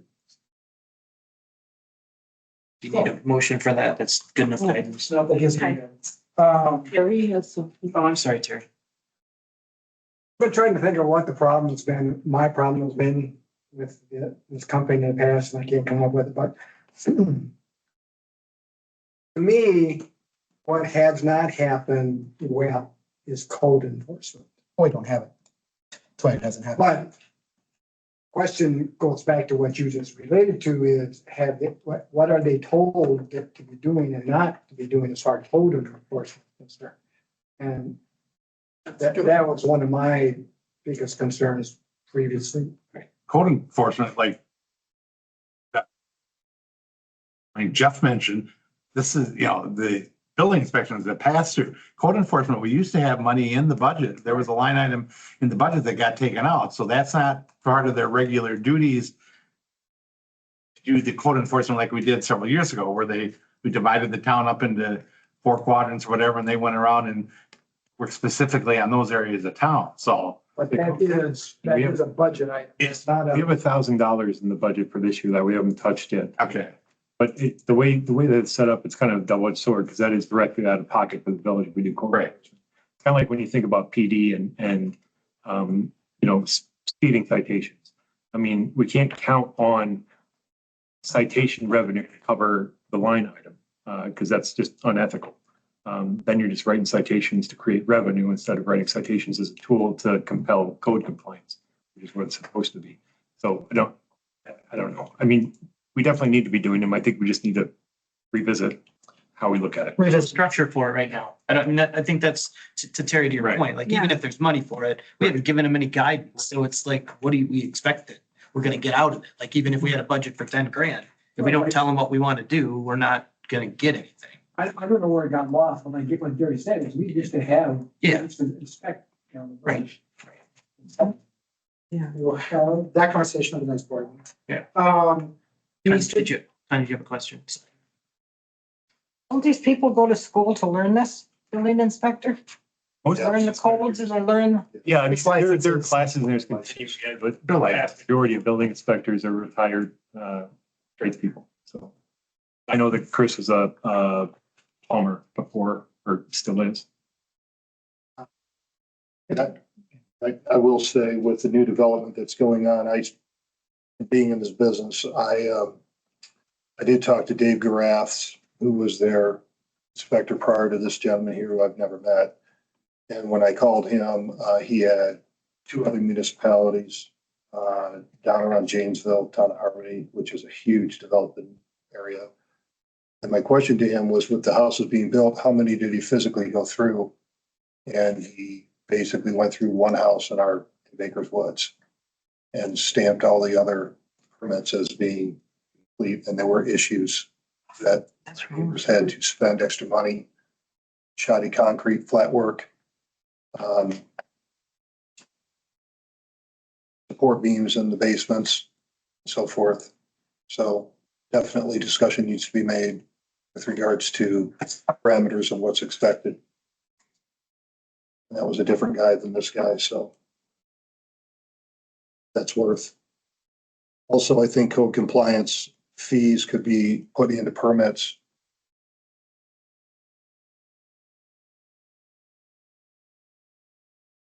Is there a difference between a home inspector and a building inspector?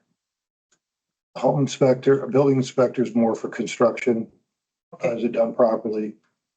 A code inspector, home inspector looks at the same thing, but they basically do that for purchases. So they'll go through a house and check every outlet, make sure it's, doesn't have reverse polarity, stuff like that. Okay, okay, thank you.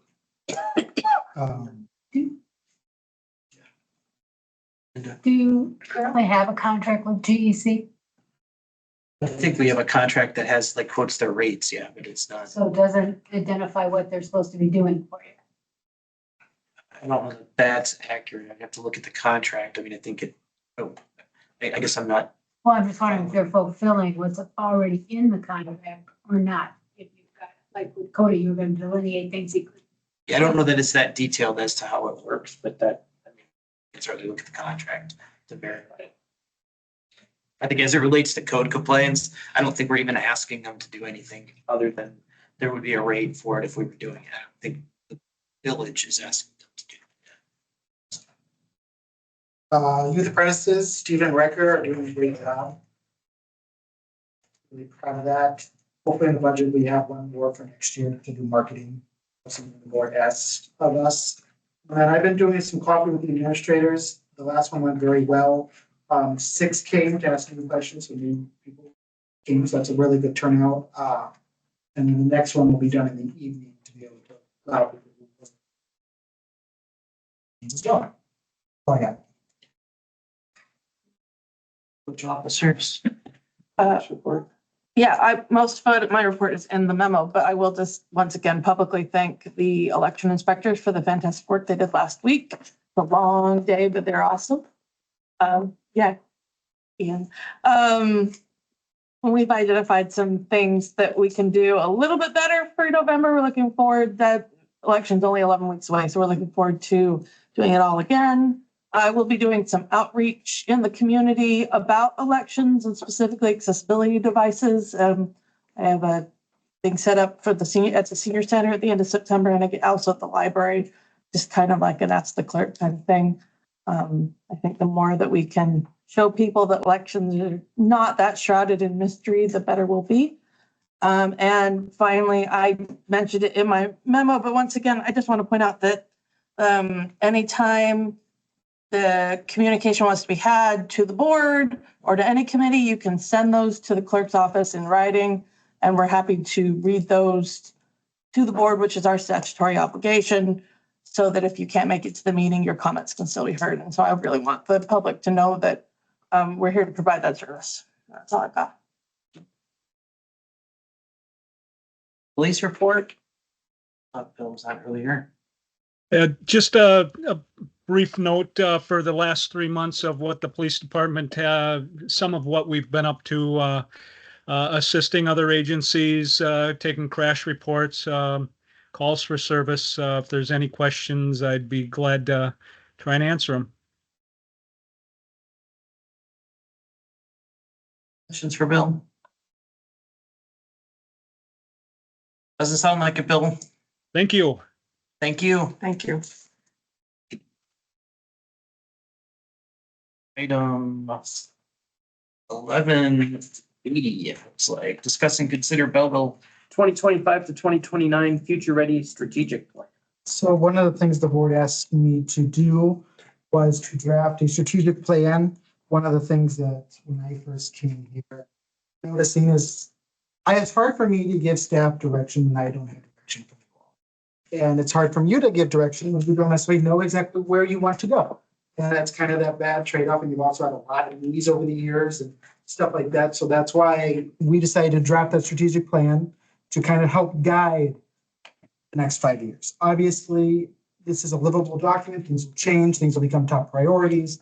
We'll be shifting things around. So it's not a standalone document that will never move. This is a flexible living document, but it is to allow us to budget, to plan for things to start really pushing us in that 5-year direction, as the IT guy talked about Joe earlier, was he likes to budget for that 5 years. How do we plan forward? How do we budget? How do we know what the tax rate's gonna be? How do you know what that impact is on gonna be residents? Where do we need to go? And so this is what that plan allows us to do. It allows you residents to hold you accountable. Here are the things that you said you wanted to do. It allows you to hold me accountable and allows me to hold staff accountable. These are the things we promised to do. These are the things that you promised to do. How are we doing? It allows residents to keep track of things, hold everybody accountable. We've gone through this. First stage was kind of going through the 5 phases of it, or the 5 different sections. And then it was resident engagement. Over 300 people filled out the surveys that allowed us to kind of see where those top priorities are. And then through 2 workshops, we're here. You got at the last board meeting, hopefully you looked at it. Nothing's new from that.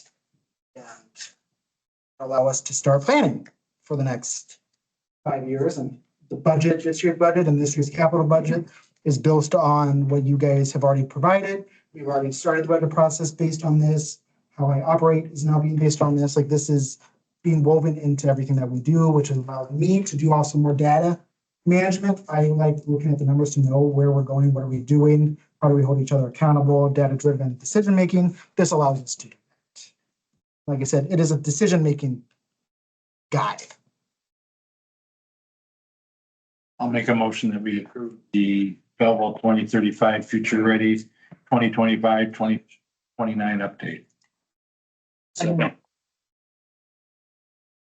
Discussion. Sure.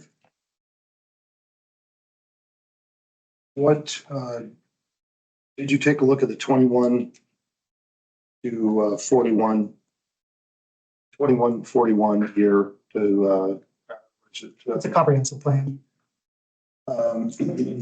did you build anything off of the plan that was on the website? I went through our work plan, I went through our comp plan and all of that data and checked some things off. Where do we go? Where do we want to go? Where do we want to be? So yeah, I built this off of that. And also the comp plan. So for residents, this is more of an educational tool. Comp plans are more for decision-making on development. They tell us that's where that future land use is and for where buildings are going to go and what kind it is and what commercial buildings going to be, all that, the zoning, what is our downtown design standards. That's what that does. It's more of a development. This is a village-wide.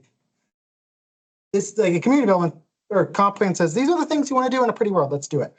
The strategic plan says, these are what we're doing. Let's go. Let's move. This is that. So yeah. And then each year we'll use the strategic comp plan to update it. A living document. Comp plans are also statute. Yeah. Any other questions?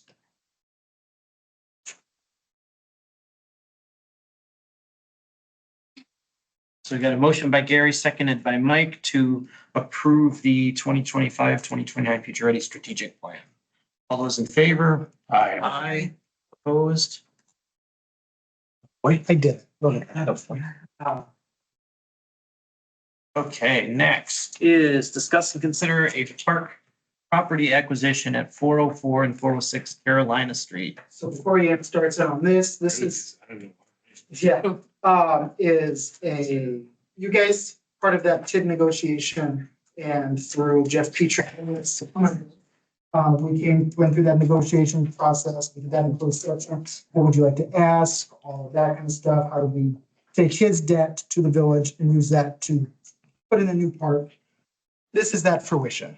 So as we talked about, lot 404 and 406 South Carolina will be a new residential park, a neighborhood park. It also backs up to our spot, which is the trees. So Jeff Petrie has agreed to grade it to the tree line, which is the property line. So it'll be graded to that point, and it will allow us to then also after that point, we would not need to do work on our property. If we want to extend it to a bigger park, that's a question that the Parks Committee needs to focus on. But this allows us to have that neighborhood. So how the funding source is, and you can correct me, it's about 200 some, It's 200,000. 200,000. Jeff Petrie owes us a little bit more than 100,000. So what we will do to make it the trade was we are going to pay him the 200,000, and then he's giving us what he owes back to make that, to the accounting systems work. So we're gonna pay a little bit less than 100,000 for the two lots.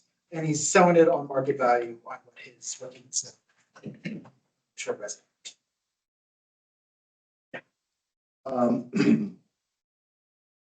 Phase one is where first part of the development was off Olson Avenue. Is phase two the backside of that? Where's phase three? Oh, Right, so I'm gonna Actually, go up. because there's the addition to Bell West. The first addition was Quick Trip. Actually, no. The first phase was Quick Trip. The second phase. You're talking Bell West. Bell West, we're talking Baker Woods. Oh, okay. Phase Sorry. three Is in the, is opposite the condos on the other side of that tree line. Where we've talked about putting a road connection in. Basically the well. I thought that was four. All right, so Bell West First Edition, there's a Bell West and there's a Bell West First Edition, that's not complicated. So lot one is the green, that's actually the top north corner. And then phase two is blue, which is James to get onto Colt Drive. And then phase three is the orange that's being worked on right now to the tree line in the back where that big retention pond is. So are you talking Baker, are you talking Baker's Woods or are you talking Bell West Gate? You gotta use the actual map. I'm confused now. Well, I am as well, because you're talking, So this is phase one, Oh, you're talking Bell West? Bell West. Baker- because that's what You were asking Baker's Woods or Bell no, West? he's asking about Bell West. Yeah. So this is phase one, this is phase two, this is phase three, and this is phase four that they've started to grade the streets out now. So the new lots are these two right here, that's in phase four. What's he gonna build south of the well pump there? That's over here. Yeah, south of that. What's- That is going through planning commission now. These are townhomes. And we are looking at, or duplexes. And at the planning commission meeting, at the last planning commission meeting, they requested that it's conditionally approved to board, send it to the board if they can put an acre of parkland in here, which is what the planning commission asked, and that's what he's worked on and has a claim that he told me today he hasn't shown me yet. So we're looking at an acre of parkland here that's usable parkland, in addition to the in green. addition to what we're gonna Holding put up pond, here. wetlands. And one of the things the board thought about here is we're wanting to do 3 miles of trails back here, just off-road, just trails. And so this is that trailhead, one of the really nice trailheads spots right there.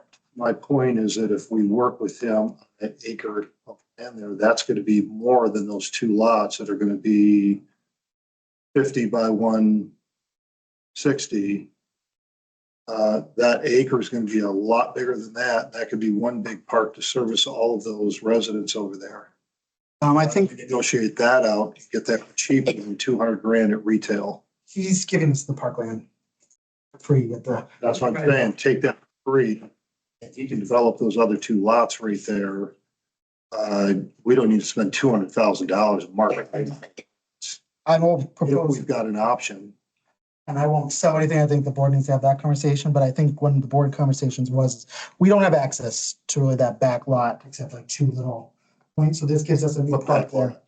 All that green, that's all village property. I understand that, but you're talking about the acre that they're gonna put aside for a park over there. Is going down south. It'd be down here. Yeah, put a big park right there. All those people have walking distance to get from their homes, to get to that area, that park. Then we don't have to spend 200,000 on that, on just the dirt and make a deal with them. Well, if we don't do the parkland, he'll just write us a check for 100-some thousand. That'll be that's the trade-off. He owes us 100-some thousand dollars.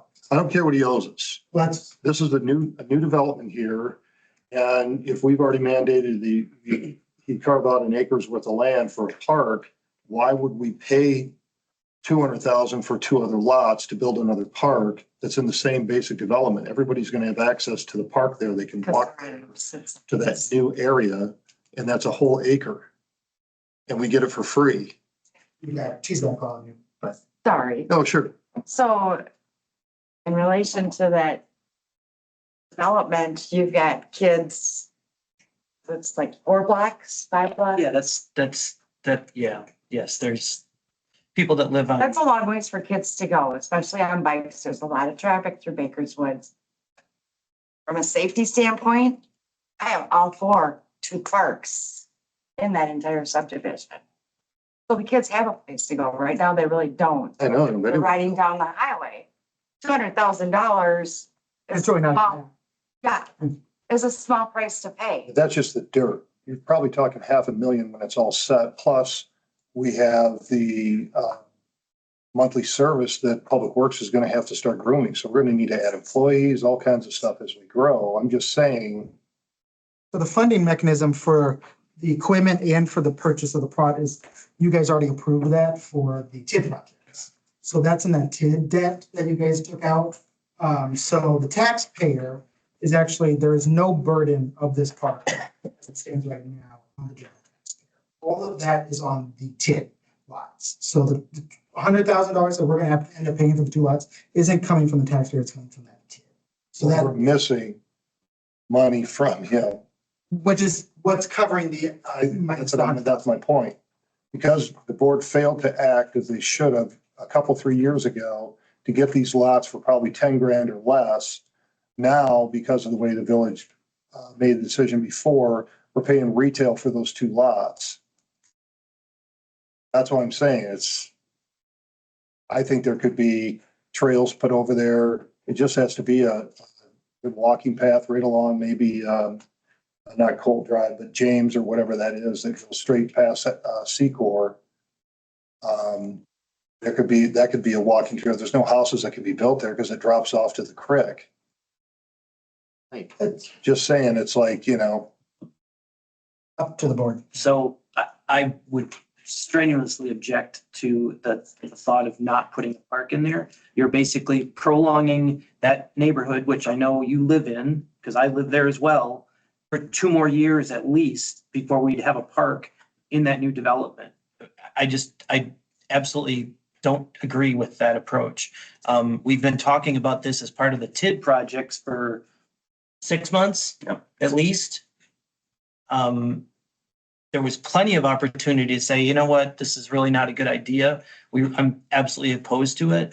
The whole plan behind going through the TID, I actually remember because I was the one that came up with the idea and started it with Gabe and Ian and walked out and said, hey, these lots back up against our property. This would be at the very least a great trailhead to get into that wooded area.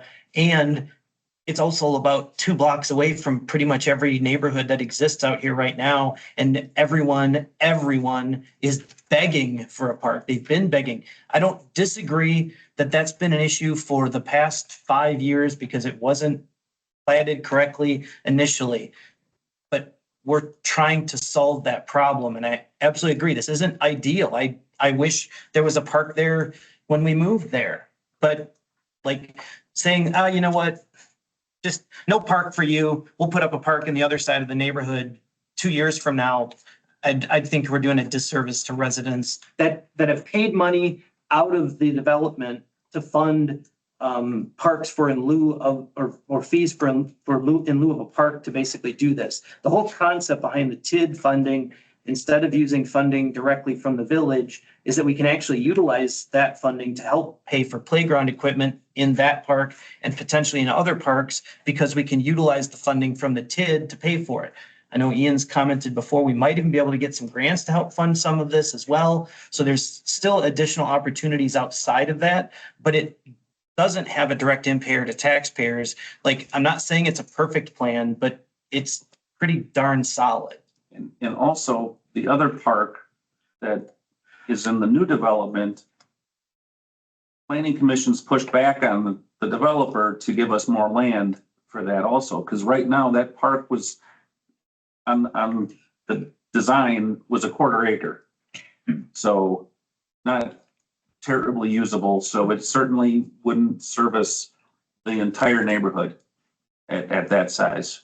You do need some parks that, have things for younger kids and things for, teenagers. So I think you still need, 2 parks still make sense along with all of Jeff's points. Terry Kringle. I really hate to do this, but mistake was made many, many years ago. I probably voted for that mistake. And what the mistake was that we made was all that river bottom or all that stuff is behind there is park space. So that's how we looked at it. But we should have been, and I go along with what Jeff's saying, and what's being said here is for the future, there needs to be park space, neighborhood park space. We in the past did not do a good job in planning for that.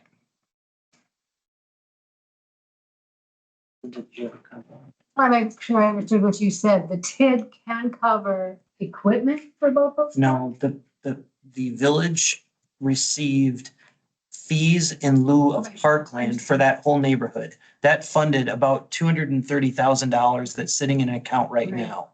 So the whole concept of this and using the TID funds for the parkland means that we don't have to use that 230,000 to buy park space. We can use the TID to fund that, which means we can use that 230,000 to then buy equipment for this park, potentially other parks as we need to. I was adamant when I joined the board that I'm absolutely not going to improve other parks. And I know Sugar River needs updating. We replaced the slide on that park as a Band-Aid for the time being, but I was absolutely against using the funds that this neighborhood set aside for parkland to fund improvements of parks, because if we would use that 230 to improve parks in Sugar River Park, this neighborhood would be sitting there sucking their thumb without a park and no funding that they funded entirely to basically do that. I was absolutely opposed to that. So I was trying to come up with ideas, which is how we talk the TID funds. It's like, hey, we're within a half mile of that development. There's a means to actually use that funding to acquire parkland. Absolutely agree. It's not ideal. But we're also getting down to the time crunch. Like there's not any more land out there to acquire. Yes, there's land in that other neighborhood, but do we really want to Jenna's point earlier about cost of crossing the street? You'd have no idea. You could just drive out there all the time. You have no idea how many little kids are playing in the street because they literally don't have anywhere to go. That's way more dangerous than crossing 69 because people generally don't because it's so busy.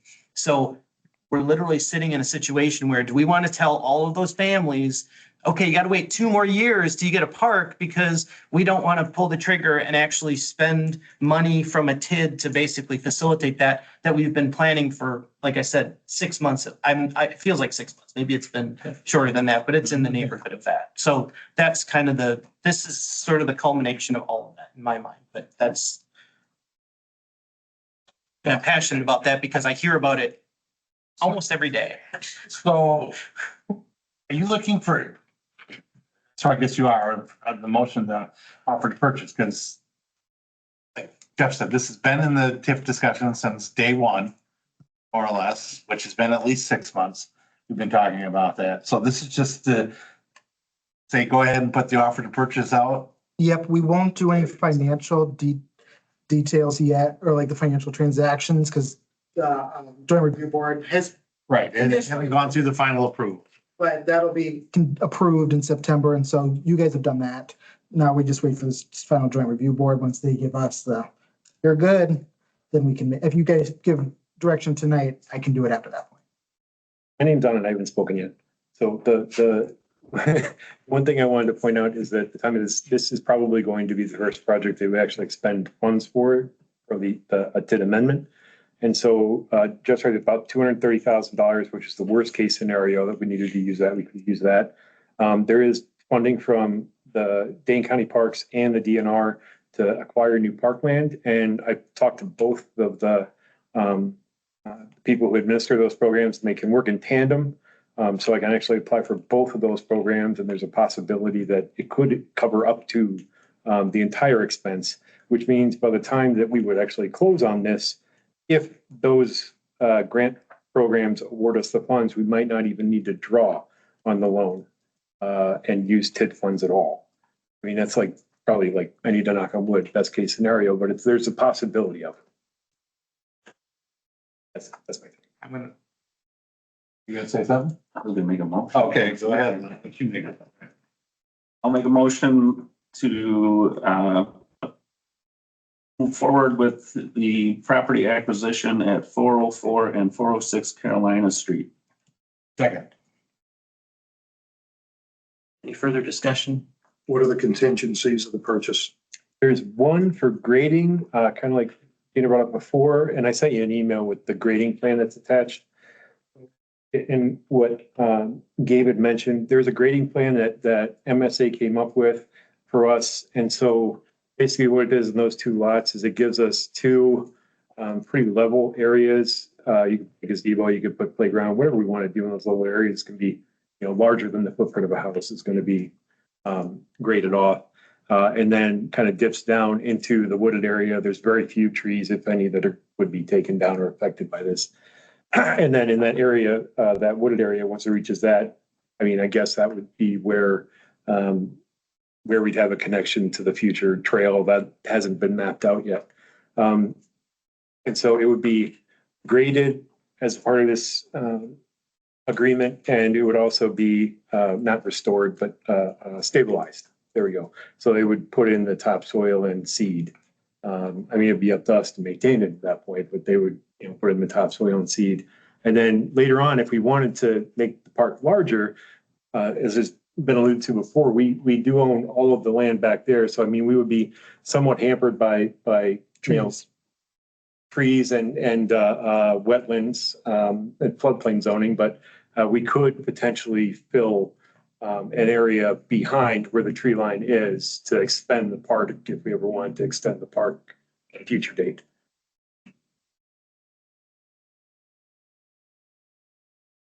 Discussion? And do a roll call on this one. Okay. All right, trustee Baden. Yeah. Campbell. Asmar, Yes. Ford, Yes. Ziegler, Yes. Service, Yes. Larson. Yes.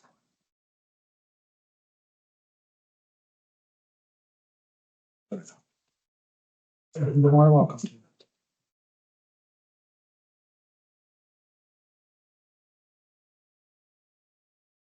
So next is new business, discuss and consider 2025 capital improvement plan. So this is also a very new process for the village. Prior to me, you've never done a 5-year financial plan to figure out whether you can spend, whether you can do things. And it's caused heartache and headache. And part of that was the 69 project last year when you was coming, we really budgeted for it. And so this allows us to do that. So I'm going to discuss this 1,000 times tonight if I need to. We'll be approving the 2025 capital budget. 26, 27, 28, 29 is these are the things we know we're coming. Well, like it's not the prices are fully guaranteed or anything like that, but we know we need to buy an next truck. We need to know we need to do part purchases. We know we need to do X, Y, and Z.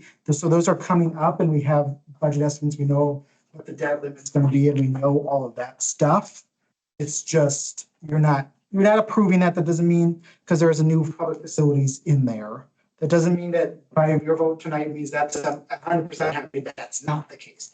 It just shows that, hey, you guys need to make a decision. Where that facilities, are we staying here or are we building a new public works in Village Hall? You need to make that, we need to know what those questions are. We need to know what to ask before you can even make any decision. So it's just to say, hey, if you want to do that, this is what the tax burden is going to be. This is what's going to happen. And so it allows us to do that financial planning, the financial long-term planning, which also aligns fully with our budget, which also aligns fully with our strategic plan and our comprehensive plan.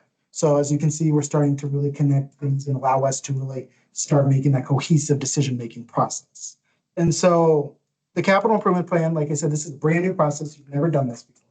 It is also comes before the budget process, general operation process, because this is generally debt. This is projects from wastewater, water, sewer, to whatever. So it doesn't have anything to do with our daily operations, the paper, the salaries, all of that. And so what happened was, I think committees got 2 to 3 months to kind of make their recommendations. And then that came to the finance committee. We had our financial advisor from Ellers to come. That is on a previous agenda. So if you have any questions on what the tax is going to be and what the limits are, and if we find all $19 million of projects and you don't make any changes, what that looks like. I'm not saying I recommend that. I'm just saying if you truly want to go with everything is laid out here, what that looks like, what our funding mechanisms are, and all that. So that's on a previous one. So you got that finance committee. And then what you did then is you made your priorities. You told me what to cut, you told me where to add things, you made those decisions. And now at the last finance committee meeting, you guys made a recommendation to approve it. That's where we're at today.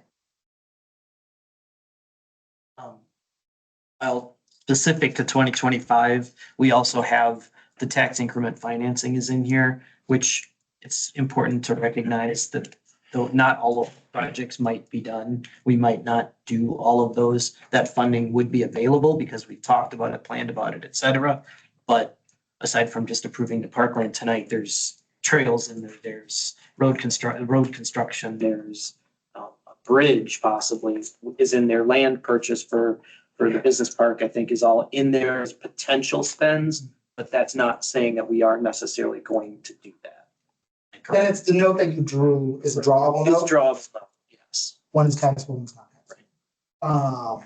So as you can see in the document, it's broken up by focus areas, like you just approved with strategic plan. It's broken up by how we're accomplishing the strategic plan, how we're doing it by each budget section, how we're doing it by each department. All of that, but it's by funding sources mapped out. Yeah. And then each project has its own page. It's a justification, why we need it, a description, what's the funding sources, what is that recommended ongoing expenditure if it is one, so like picnic tables, what does that ongoing expenditure look like? So it allows us to map out what that next 5 years is going to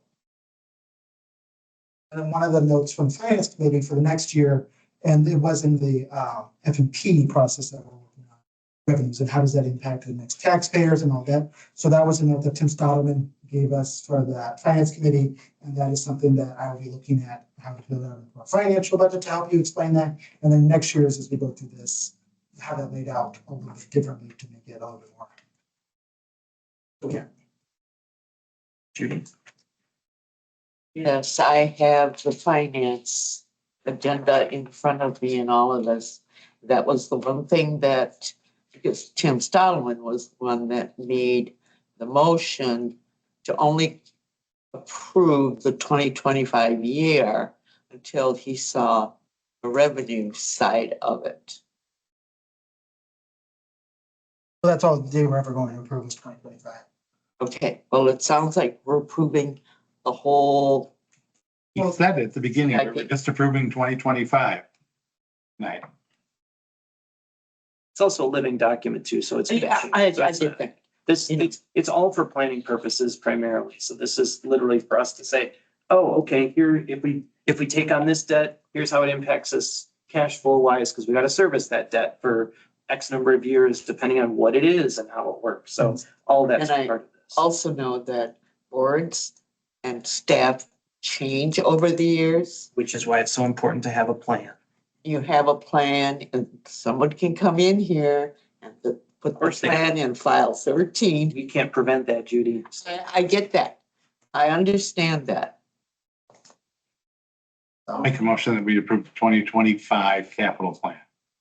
Second. Motion by Gary, seconded by Mike. Any further? Kurt?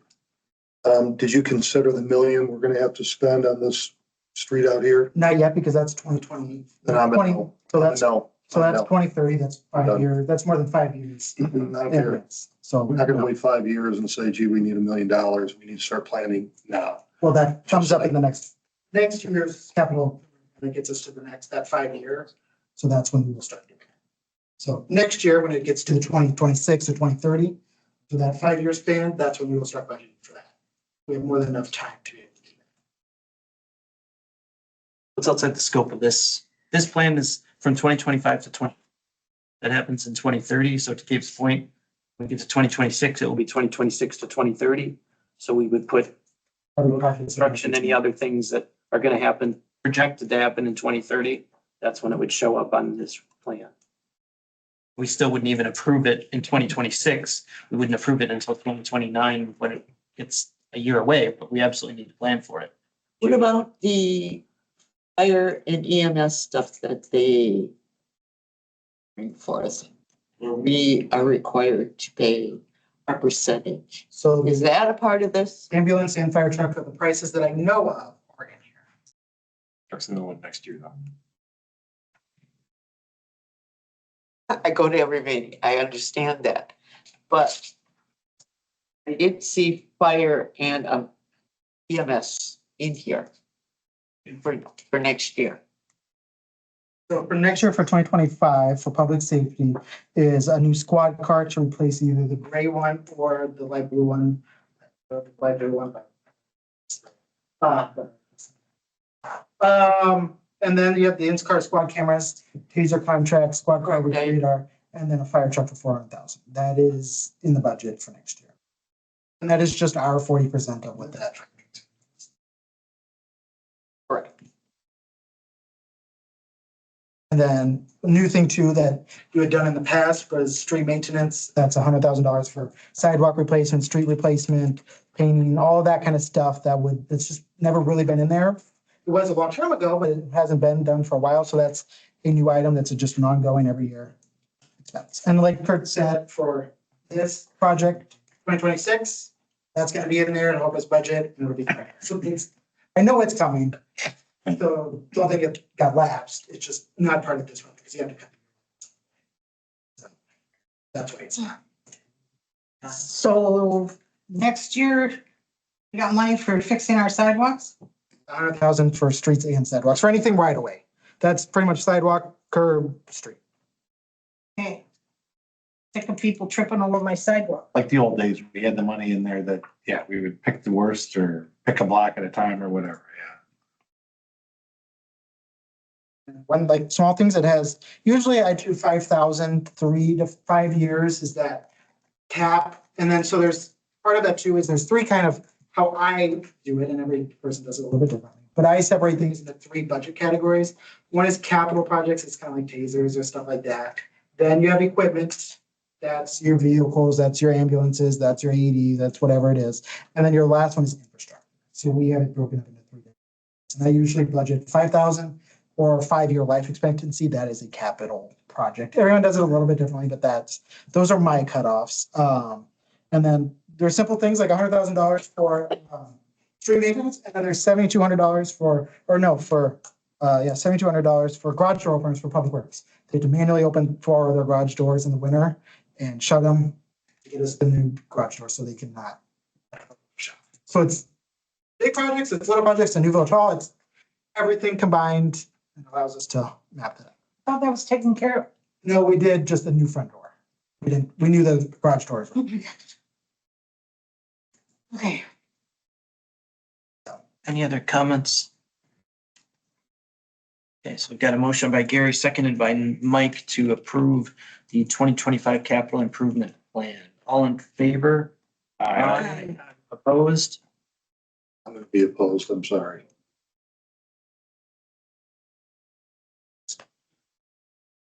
Carries 6-1. And next item is discuss and consider chief of police recruitment. So the police committee talked about this a little bit. There's 2 things that you guys will need to look at. One is a timeline, and then one is the recruitment packet. I had a conversation with Tony today. One thing on the job description was an 8-year years of experience with working on police experience. That was just from the last job description, so no one changed that. I didn't change anything on job description. I just kind of put it. With the timeline, one thing that you guys will need to discuss is an interim. The interim will be appointed at the next one. So you guys will need to give me the negotiation power to be able to start that process internally. And that's where I want to go.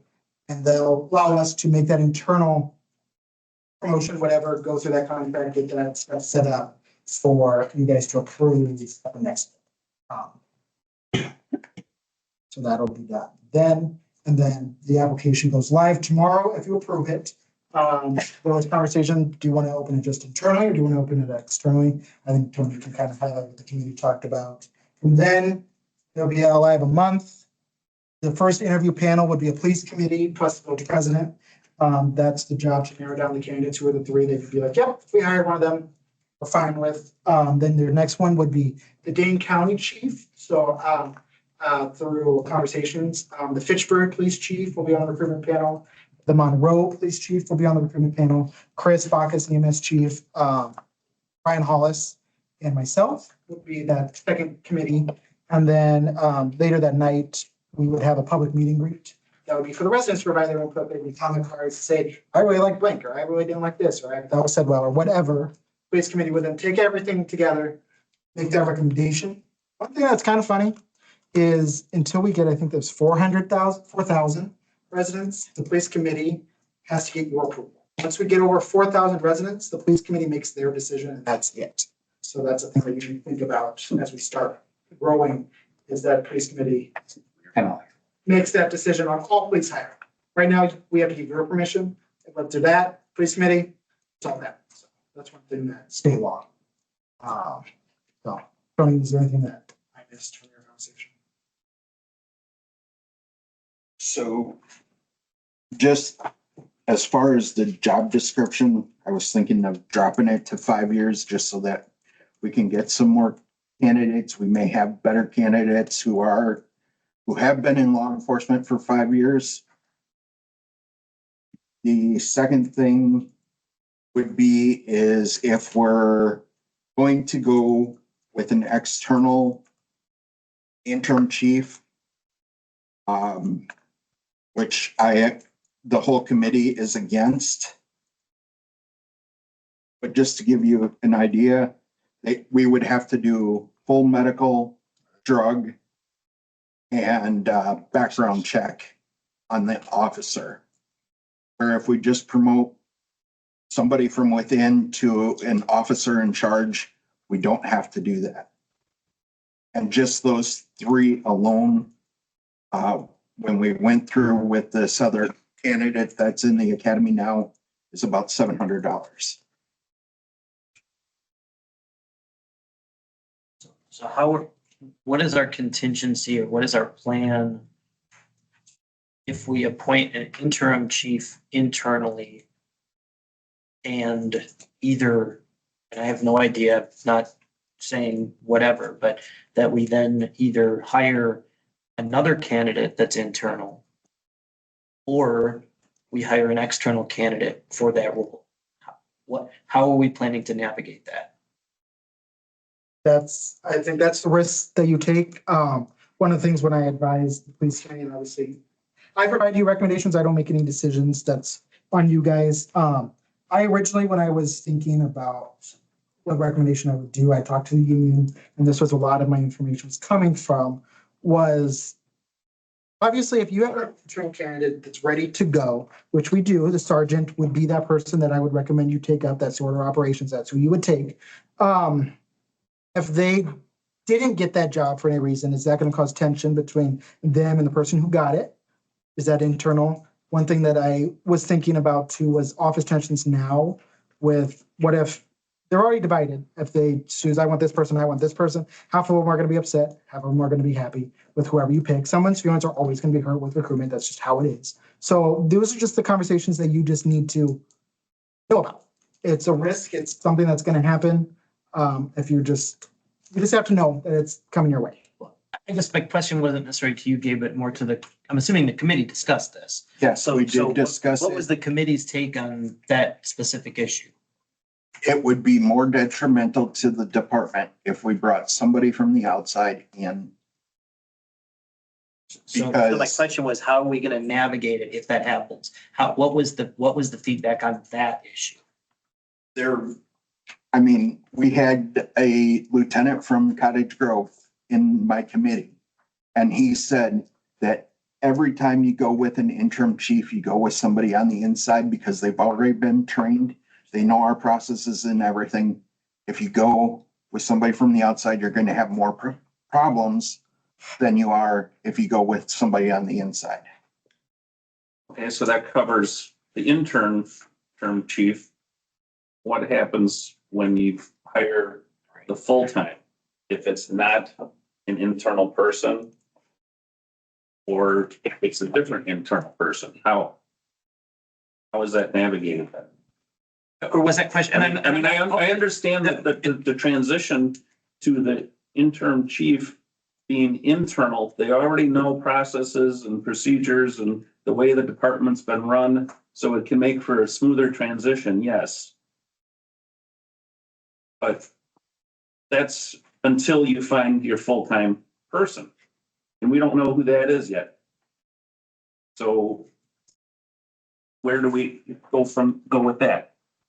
Well, again, the discussion had at this committee was, and again, the citizen members of the committee were probably more vocal than were the elected officials, but it's a fact of life.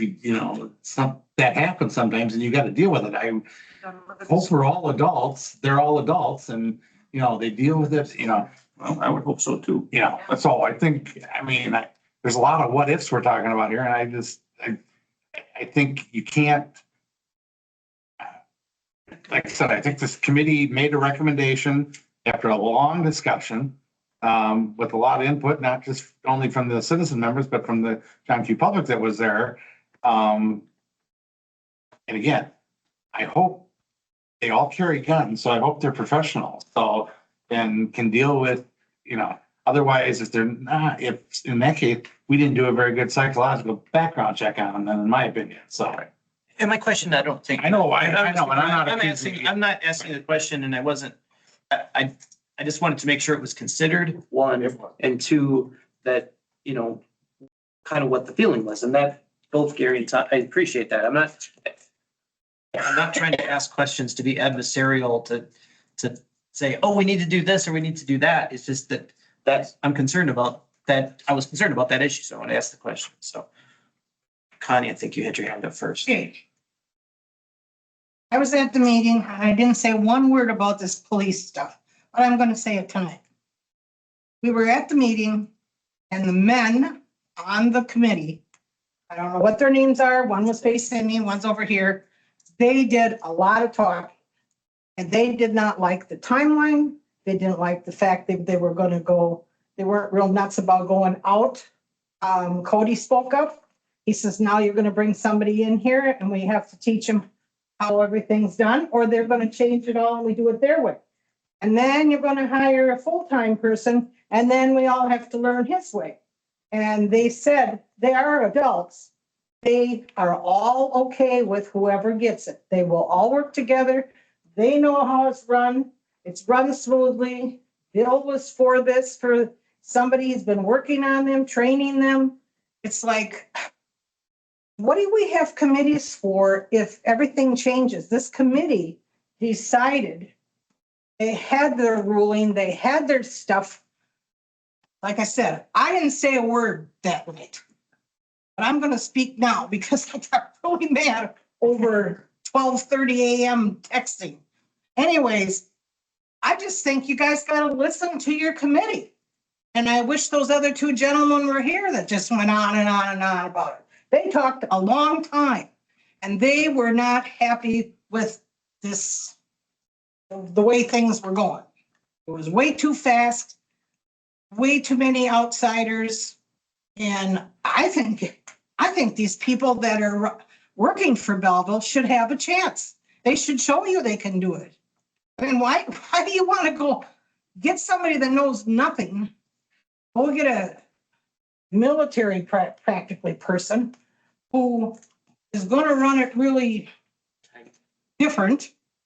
And then he's going to be here for a couple months, 6 months, and then you're going to have somebody else come in that doesn't know how things are run.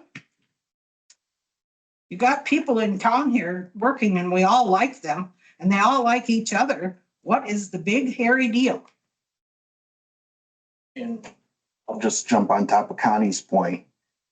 The two men she's talking about, one of them is the lieutenant in Cottage Grove, which Gabe knows really well. And the other one was a police officer and has stepped out of that role. And they were both saying that the timeline, number one, was too aggressive. And number two, that going with an external candidate, you're going to have a lot of extra tensions in the department. And For the extra, for the interim appointment. Interim. Yeah, well, again, and I I'm not, I didn't make it, I haven't made a decision yet. I kind of have now, but like, I think it's reasonable for us to ask questions about what the committee said because I wasn't at the meeting. Yeah, I know. And I'm not discounting, I appreciate what Tony's saying, I appreciate what Gary's saying, and I absolutely appreciate what the resident members of the committee added as well. Sorry, it's Matt Wagner on the, I didn't know if you wanted to make a comment or if we just wanted to mute him. Online. We're just, Well, Gabe, I keep hearing my name, so I just want to make sure that people understand. Being part of the committee was great. The timeline, again, I've been in this profession for 18 years. So I've done a lot of hiring processes. I've been a part of executive hiring processes, on panels, having to hire my own chiefs. So the comments I was making is the external candidate for an interim chief is, unless there's an issue inside of a police department where you need someone to come in and kind of be that buffer between an outgoing, disgruntled executive to a new internal candidate or external candidate, that's where you would bring someone in from the outside to be an interim chief. I don't believe that Belleville has that problem. So I think that there is capable people inside of the police department that have that ability to take on those extra responsibilities in the interim. So this board can truly do their due diligence and bring in the next executive that's going to lead that agency for many years. That could be an internal candidate, that could be an external candidate, but at this point right now, the comments are internally for an interim chief, I think is where the village should go. And then when we're talking about a full-time moving forward, you open it internally and externally, and this board then has that interview process to be able to believe is going to be their next leader, take over that position, sometime when they've been able to do their due diligence, a full background check has been done. And again, we had talked about, and I think Tony had mentioned, an aggressive, well done process. You're looking at probably the start of 2025, maybe into January of 2025 to have your next full-time leader in position to move forward.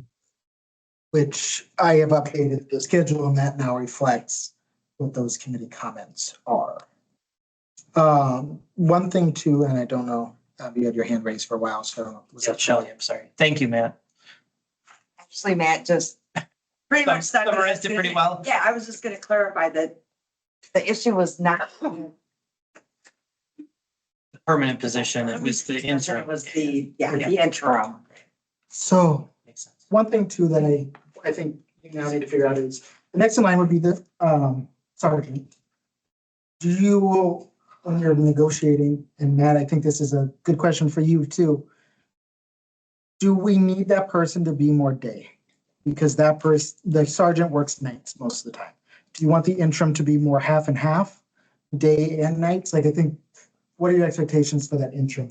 Because that person now does nights, and I don't want them to go through this process and you point them interim and then you say, hey, well, I need you to be all days or whatever. Like, that conversation I think needs to happen. So, expectations are. Yeah, and that's a great question, Gabe. And again, in a 24-hour police department like that I work in, that I know we're striving to get to in Belleville, that'd be great. I do believe your top administrator, if that's a chief of police or an interim chief of police, does need to work during business hours, from an 8 to 4 or a 9 to 5, whatever the department has in place. That's where the majority of your executive style meetings are, your executive style trainings are. When the village staff is working, to be able to work, those types of meetings. So yeah, for a short period of time, if the sergeant is, given that title of interim chief, I believe that expectation should be upfront that that individual work an 8 to 4 style shift. And then, when it comes to scheduling, then the remaining officers are then, shuffled around, unfortunately, until that position is filled full-time. And they had her hand up. The current officers are union. Can you promote a union person into an interim position? Does that affect their That was gonna be- status? That's a really good That was gonna be question. one of my comments. Because I've been a part of 2 hiring processes for police chief before, and we have had internal interims, but they've been management. And while we do have a sergeant, there is no expectation on her, my understanding, there is no expectation on her right now to have any management authority, and she's still a member of the union. Yeah. So once the chief leaves, all the current officers will be a member of a union. It does not, I mean, that does kind of create conflict of interest. So she would have to be excluded from the union for the 4 months or whatever long it takes for Is them. that possible to do? That's a discussion. That's something that I will have to have with our union rep. So that would be a condition, you'd have to do. Or conditional. Conditional. on that. But then the next person also is union, so it's, if you do internal, it's gonna be union. Right. I can provide a chief. We'll find out. Terry. Question I have pertains to, it sounds like you're moving in a direction to an intern rate. But, and assuming that you do that, what about the empty position? Sergeant? Forget about the title. I'm talking about you are going to be down one office. So has there been discussion about how that's going to be dealt with?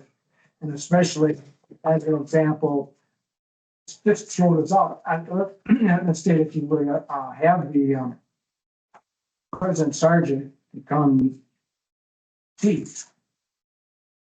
The And interim that- chief. Well, the interim, yeah, Yeah. that's fine. Okay, the interim chief. And if that person did not become a chief and you hire somebody else for the chief, and how does that person fit back into your Goes back to the sergeant. department? It just goes back to sergeant. Yeah. What about the person that Fill the sergeant. If the sergeant gets promoted, then you just have to rehire a new sergeant.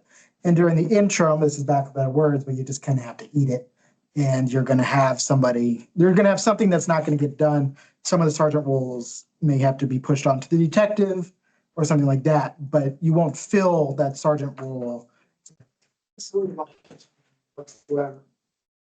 My question is, are you going to fill the empty position that's going to be created if you promote someone within the department to, So we would promote the sergeant to permanent chief. no, I'm talking about you just. Oh, the interim, okay. What are you going to do during the interim time? I mean, we have part-timers. Ideally, they would step up. I don't know that. So there hasn't been any discussion about how you're going to deal with that. No, I think that's one of the things I just said is you kind of have to, and Matt can correct me if I'm wrong, but you kind of eat it. You got to figure it out. But I think that's an important decision you guys should be making before you go and move in that direction. Well, Are you going to run like one less officer? Yeah, I mean, you've done that No, before. I mean, the officer that we recommended at the last meeting got to go to the academy. It's not like when we, so there's not just somebody you can go out and hire to bring into that positions, which I know is your point, but, so. So you guys have the staff now? Yes. Well, They started the academy on Monday, last Monday. So. Kurt, did you have a question or comment? Just like when we were down last year, an officer, they had increased overtime. And people just filled in. They have the chief's salary back in budget to cover that. And I think in the interim, I think it was more our doing from the upper echelon level of the chief and committee on with Gary and whatnot, that, hey, we need to fill this other position. Because I remember going back and forth with the chief going, 96% of your calls are home checks. What do you detect? What do you do? What do you need all this extra help for? And then finally he said, well, we've got overtime. There's not overtime. Oh, well, that makes total sense. Because they were short for a while. And the reason he wanted to add the extra officer was to reduce the overtime. So now we would revert back to that if that's what you're talking about, being shorthanded in the interim. my point that I'm trying to make is, has there been discussion about how you are going to deal with being down one officer if you promote interim? For whatever period of time it might end up being. Well, if you're talking about interim, I don't know that the conversation's been had, but I don't know that that's a lengthy conversation, because if we're only gonna have an interim chief for 4 months, I don't think it warrants replacing it. It is, well, That would be my take on it, but permanent, it's a different story. Permanent, you've got a vacancy now internally, and you've got to, I think then, I likely think we'd replace the role, but it's a valid question, though, for sure. And in our current command structure, I've talked to staff, they will work together to get it done. Not too. Yeah. Okay, this is just my professional opinion, having gone through 2 recruitments for chief before. That was a really good point you brought up. I was gonna mention that about the union. But then also, I have had nothing but good interactions with our officers. They've been great people. From what I know, absolutely no problem. I never actually met the sergeant, but we've had communicated on different projects we were working on because they were third shift. But to my knowledge, none of the officers have any expectation or have had any expectation of managing other officers since they've been here. So that for an interim would be new. And then also, to my knowledge, none of them have any executive leadership. They haven't gone to command college. They haven't done the FBI school. They haven't done any of the advanced level trainings for a chief. And I have no reason to doubt their ability, but on paper, it don't look great. That's just my professional opinion, like I said. And then I've had to go both ways with internal candidates, especially. I mean, you have to make it painfully clear that just because someone's an interim does not mean that they will get the job. And even then, I would plan, I don't know this person personally at all, but in my experience, I would just plan on them being unhappy for a time if they didn't get it and or losing that person. It's probably happened to every person in this room at one time or another. I'm just, Like I said, we're all adults. We need to act like it and deal with it. So it's just observations based on my professional experience. Take it for what it is. Temporary. So I'm assuming you need a motion of some sort. So I would like you to give me permission to then negotiate with the sergeant to get that done, to then closed session will overpay. So I think we need to make sure that we're able to use internal candidates that are members of the union, make sure that we're able to negotiate that. I'll work with them. And then if we can't, Then I think we need to have conversations. I can't admit, I think we'd have to go external then, because I don't know what that would look like otherwise. Well, everybody else is union. I don't know that any of them would be interested, but we have 4 part-timers that are not, Oh, okay, so we could, at least not union represented here. okay. So, yeah, I think that we could we'll cross that bridge. cross that bridge when we get there, but I think that would be my take. I don't know if anybody else. I'll make a motion that the administrator work with the union to offer the interim chief position to an internal candidate. Let's just leave it at that for now. Second.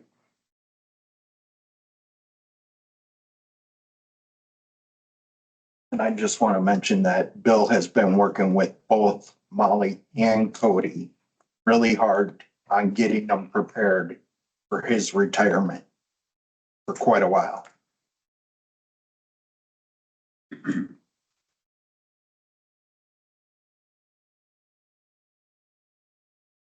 Any other comments on that? We got a motion by Gary, seconded by Deb to have Gabe work with the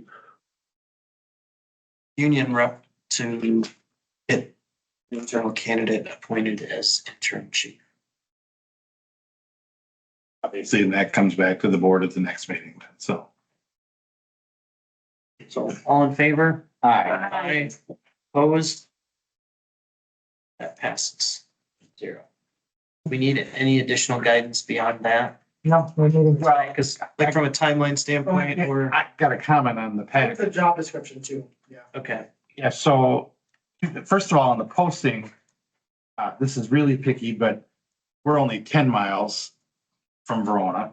And it doesn't mention the part-time officers in here either in the second paragraph. So we do have 3 or 4 or whatever. We've got 4 part-time officers. So that might be something to add in there. And then my question on the job description. So the last job description was approved in 2016. Guessing you just redid this. That's the new format, yeah. Okay, But the all right. content. And for the most part, the content, yeah, there was, yes. So the only thing that I mentioned was to take it from 8 years down to 5, so I don't know if we're okay with that.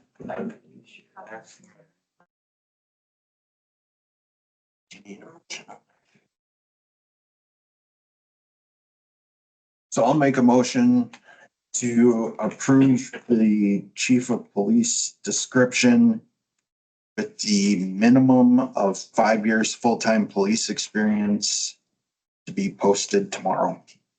Second. um.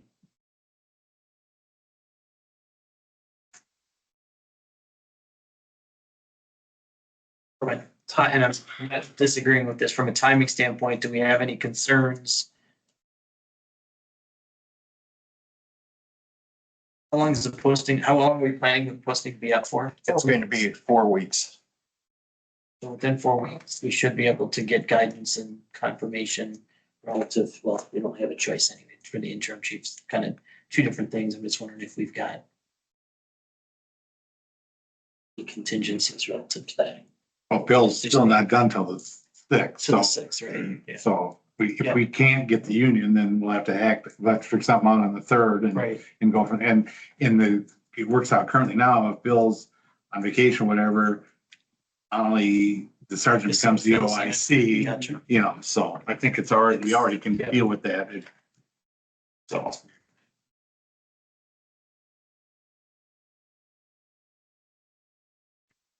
You have to be both the interim chief, give you officer in charge. You get by with it? That might be an option too, so. Yeah. Yeah. I mean, she's done that before when he's gone to different things. Yeah. She's been officer in charge. Now this position would have more management responsibility. We would have some approval. You know, because usually when it's COIC, they don't have still don't have some of the authorities that Bill had as chief. So And we would be chiefless at that point, Yeah. so there might be things that we need a chief to have to do just from operational, procedural wise, and some stuff. Any further comments or discussion? So we've got a motion by Tony, seconded by Maxine to approve the job description with a change to experience to 5 years. And then Tony, did you include also the edits that Gary suggested? Is that part of it? well, that was more on the posting. It was on the posting. Yeah, not It's on the the job description. description. Yeah. Okay, got it. Okay, cool. So. Okay, so all in favor? Aye. Opposed? That carries. Anything else you need in that, Gabe? Next item, discuss and consider a statement from trustee Kurt Campbell. I can wait until the end if you want to do H first. Here now. Yeah, let's go ahead. Because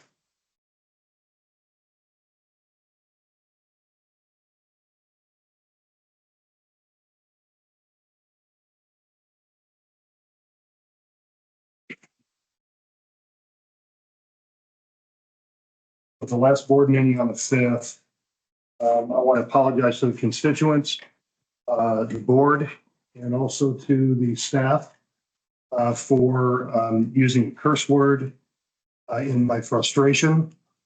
So that was from the 5th.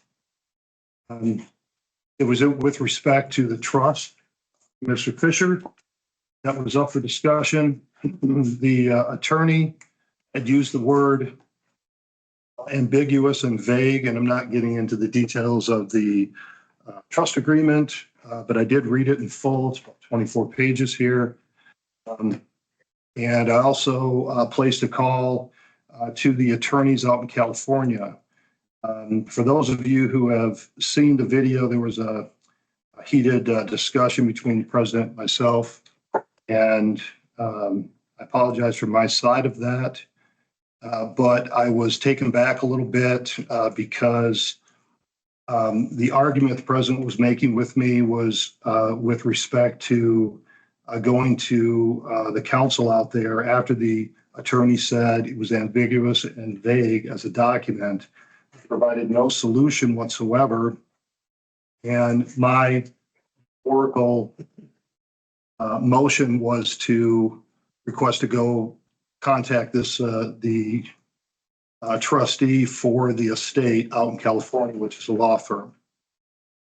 And so I was kind of taken back with the fact that I didn't really think the president and vice president were informed about a topic like this that is of importance to the village. I don't think the village has ever received a gift like this of over $1 million for anything. And I looked at the gravity of the situation and was taken back. And the argument was put a dollar amount on it and so forth. And then, so I was like, okay, and I was kind of arguing my point there. But what really took me back was the motion that President Larson, I'll just say, I don't like the word pro temp, but Vice President Zerbs made and I quote here from the minutes, President Larson made a motion to require trustees that voted yes on the previous motion to pay for any fees incurred by the bequeathment lawyer. Trustee Zerbs seconded this motion. And I was very upset with this, I'll tell you, because I think it was out of line and outrageous, and there was no support for it. Had you read the document, you'd understand that all the legal fees were paid for by the attorney, would have been paid for by the attorney. There's over $40,000 in there. This is item number 8 of the final distribution agreement and waiver of accounting. The parties agree that a reserve account of $40,000 will be held in a non-interest bearing account to pay for any potential tax liabilities, attorney fees, or unforeseen expenses. There's also a requirement to communicate with this with the trustees out in California.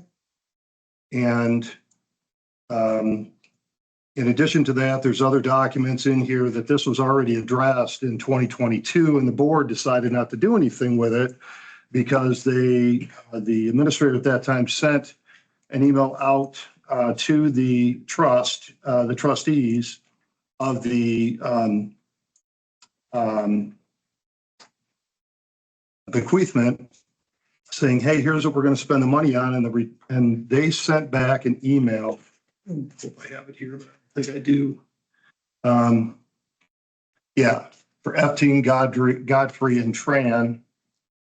And it states from the reply email from the Village of Belleville saying, hey, here's what we're going to spend the money on.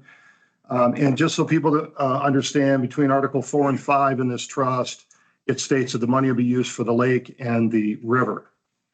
Then it states in Article 5 that it's the area of is included in there. We don't know if that was a typo by the author of this trust, but the only way to resolve this would be to request that the trustees, the attorneys out in California, send it to a court to be adjudicated by a judge to say that it would include area of the lake and river or just the water. Paragraph 4 of that reply email says, Well, the end of paragraph 3 says, the funds are to be focused on the water that needed attention, cleanup, and to be maintained, and that he, being Mr. Fisher, felt the village would know how to use this money for that purpose and could be trusted to do so. Paragraph 4 states, and I quote, "Now we understand from recent calls with some board members of the village that the village of Belleville could potentially use this gift for something that does not support, maintain, or improve either Lake Bellevue or Sugar River. This is of grave concern to the trustees," meaning the attorney's firm, "and it further suggests that perhaps some legal action is needed to protect the trustor's intent." And when I talked to Ms. Snowden, the attorney out there, what that basically meant was they were going to sue the village. So had we gone through the motion that the administration and our attorneys pointed out, which is basically the attorney said it's vague and it's up for your interpretation, which was absolutely false. I'll take that up with the attorney firm later. But the administration putting out an action plan for the board to vote on this, to start deciding on what we were going to use these funds for prior to getting this judgment action. Quite honestly, in my opinion, was ridiculous and put us at peril. And possibly could have set us up for being the subject of a interstate lawsuit, which would have been tens of thousands of dollars that we would have had to use to defend ourselves. And so for that, in addition to my apology about using that curse word there, I feel that, number one, this is the second time that the board has been chastised for voting against President Larson and Vice President Zerbs and in something that passed that they didn't want to pass. That was on the first meeting of July. Now we're in the first meeting of August, and the same thing happens. And now we even have this motion that was put forward by the president, seconded by the vice president, to make us personally, financially responsible for our vote. And I thought that was outrageous. And I believe that in my mind, that both the president, vice president owe the constituents, the board, and the administration an apology. Thank you.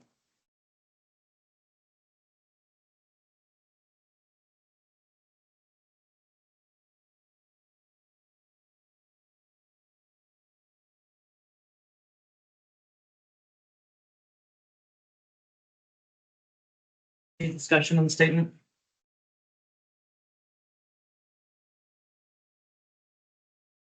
Thank you, Kurt. So I will say, I do apologize for making the motion. I also withdrew the motion, which is also documented in the minutes after that happened. I'll just leave it at that. It was not my finest moment as president, but the issue, I don't necessarily agree with the vast majority of what was just outlined relative to the legal implications. We have experts that we pay thousands of dollars to give us guidance to defend actions of the board relative to things. And we may not agree with what their interpretation of things are, but if we don't trust in the services that they provide, we ought to find new attorneys that we do trust if that's the case. I personally trust them. I think they're very knowledgeable and experts in what they provide us guidance on. I'm not an attorney. So although I have a lot of experience reading trust documents, powers of attorney, similar documents, that's why we need to rely on those experts to provide us that guidance. So during that meeting, our attorney told us that the uses of funds that we were discussing were defendable. So I don't see doubling up on lawyers' fees that come out of the $40,000 that's available there will just further reduce the amount that will eventually come to the village after the 3-year period is up, the waiting period, for this type of thing. So, you know, it was doubling of expenses. We've already had our lawyers review the contracts twice, telling us it was defendable and that expense, and then incurring expenses again. Connie? Yes, it's very sad that it's coming to this, that we have to re-spend money. The last time we went through this, I don't think they charged us, the one in California. We went through this before. We had this big argument for weeks. And I asked your attorney when he sat here if he was the one that sat in it, because your attorney also said that night that it read. And he said, and somebody says, well, can we use it for this? And your attorney said, no, says the water. I don't know if you were on the board at the time, because this has been going on for a long time. And I guess what upset me the last board meeting was I was very disappointed because the vote was 4-3. And instead of accepting a vote 4-3, some of you got really upset. And the comments were made, blah, blah, blah. You know, there was a vote on this tree tax, which some of us are not crazy about. The vote was 4-3. And the people that voted against it didn't get all upset and say, well, then you pay for everybody's tree. I mean, that's what I was disappointed in. I don't know. I'm getting used to your, you know, your thing. You get upset I'm not sometimes. going to defend it. I will say to that point, the reason I was upset about it is because when we were still in discussion with the original motion, I asked the question openly. You can watch it on the recording. How are we going to pay for this? And I believe the response was, I don't care. And You then make a comment, I think, of the lawyer, and you guys said no. there was. Why no- should we there was- pay? But there was no amendment to the motion. There was no adjustment to the motion that was made that was to basically engage with this attorney. So there was no basis. There still isn't. We've literally got a motion that we're reaching out to this attorney, and there is no conversation or no solution with how to pay for it. So that I was upset about that because I'm extremely sensitive about the budget, about how we're spending money and all of that. So again, that was my point of view relative to that, which is why I got upset at the end of it, because there was an opportunity to resolve that. There was also a comment made after that, because I made the comment again, and it became it was my fault somehow that I didn't amend the motion to solve for it. And I'll be damned, and I will say that, apologies if that's a little bit harsh, but I'll be damned if I'm going to be responsible for amending a motion that I don't agree with because I didn't feel it was the appropriate thing to do. And I was chastised for basically not fixing the problem that existed relative to that motion. And I got heated, and I apologize that I got heated and that if I raised my voice, but I still firmly believe with the decision that I made, I stand behind it. I don't think I was at fault relative to the way that I interpreted the situation. I don't know. I just know that the vote was 4-3 was. Understand? Yeah. And to the following motion that Jeff made after that about. You guys trustees paying for it. Remember, I seconded for discussion. And then he withdrew the motion. So, You just seconded it. no, I seconded for discussion. I specifically said for discussion. And personally, I wasn't, I had read the bequeathment before and at the moment didn't have the time to find the actual paragraph that, yes, it does cover some attorney's fees. And, I seconded for discussion, but it never went to vote.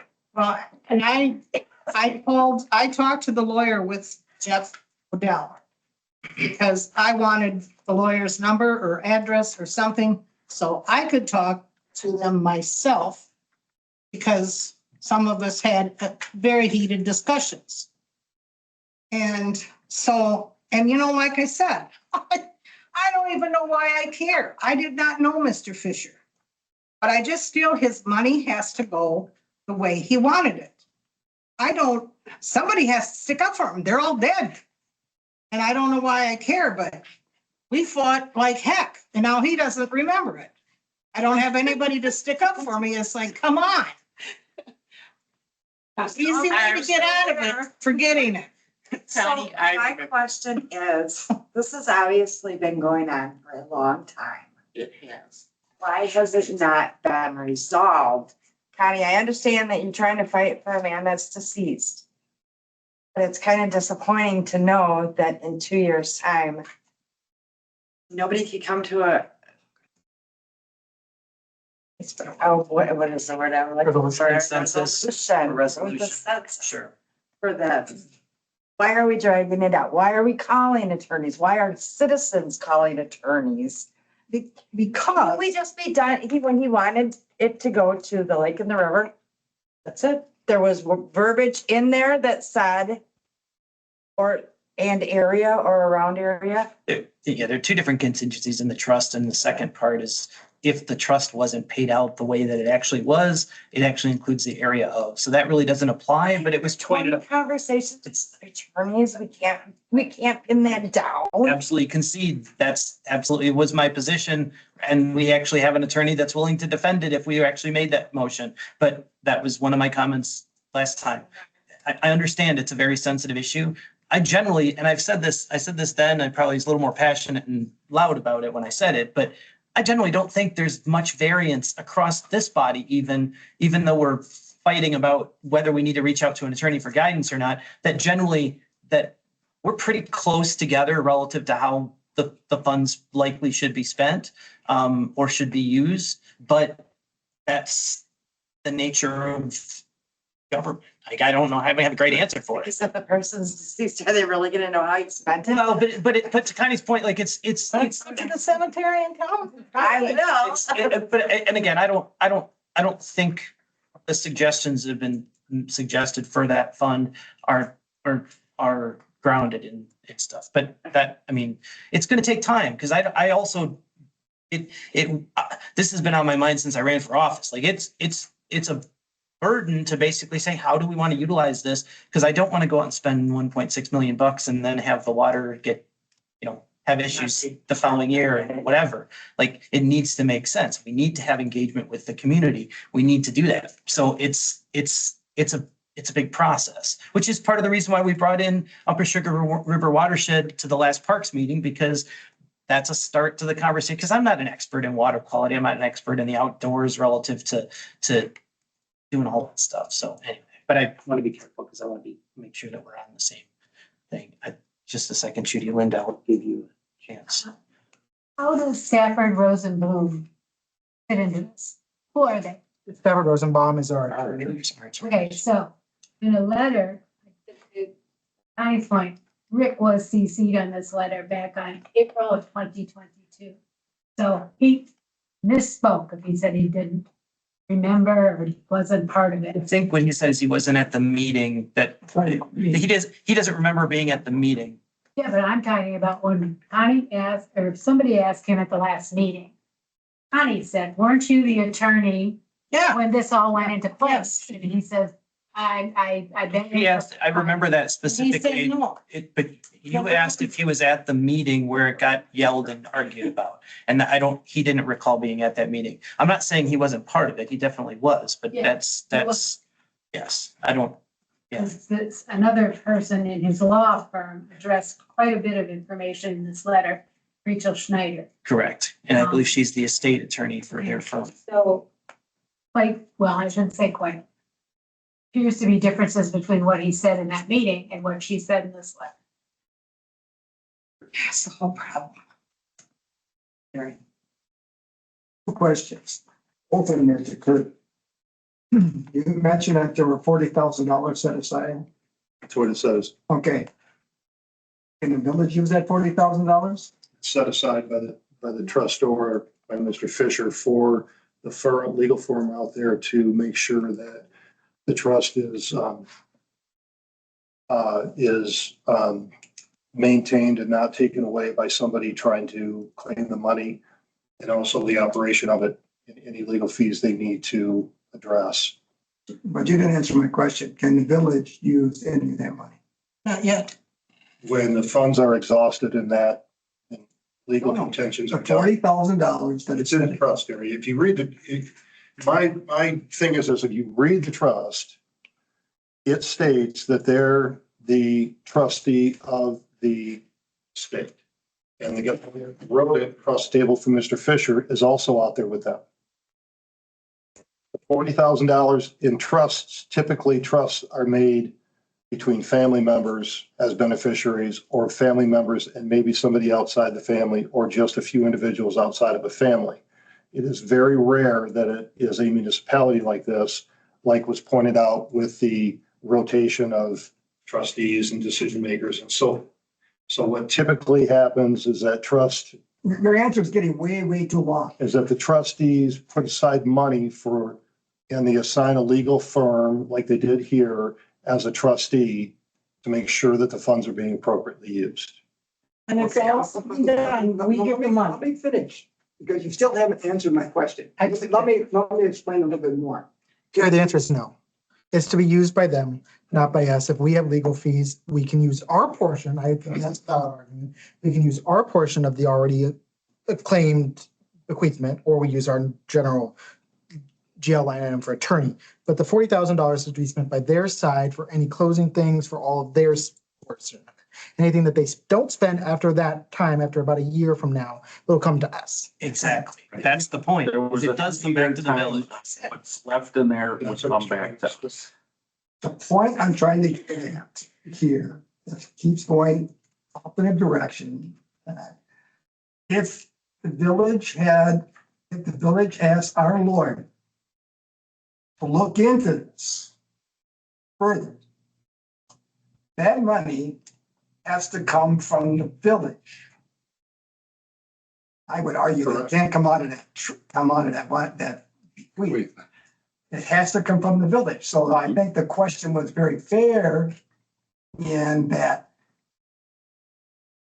if we start using our lawyer to talk to their lawyer, we, the village, are gonna have to pay for that.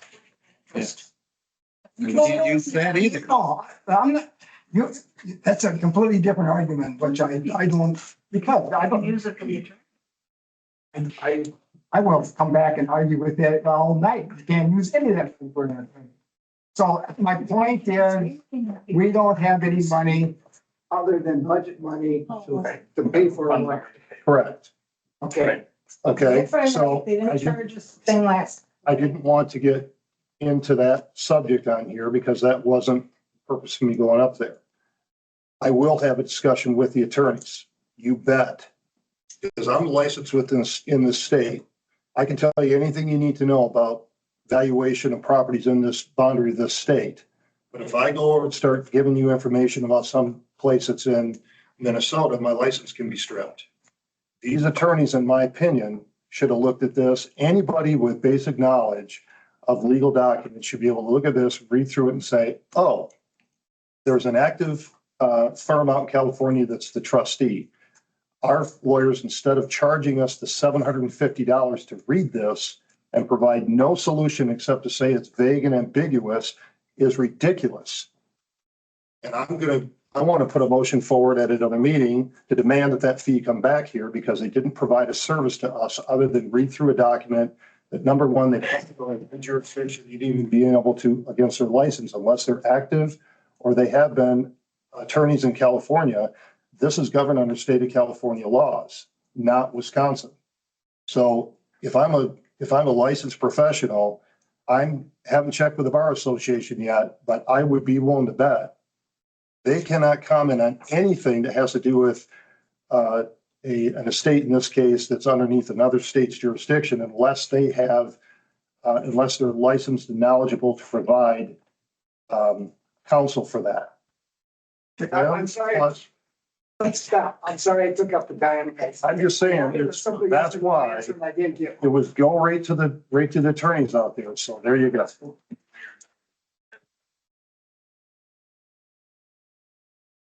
Covered by the trust. trustee Zerbs. It's covered by the trust for this purpose. We need clarification. Where's the part that says that our lawyer expenses are covered by the trust money? Well, you were billed $750. $40,000 held in California is for the trustee in California until they release it for expense. Okay. So who's covering our expenses? If we went to these folks, it would cost us nothing. Mr. Fisher's paying for this, for their services. So our village went and authorized $750 by our attorney to provide us no solution. He sat there and said, it's ambiguous in the first part of his comments, and in the end of his comments, it was vague. And that's when Connie mentioned, hey, the firm is out in California. And I remembered, yes, they're the actual trustee. And that's where I made the motion that was duly seconded. And it was to a vote in the affirmative to go out and contact these folks. 20 minutes of a phone call with this gal, and I found out every other thing I needed to know from my notes and from reading this thing.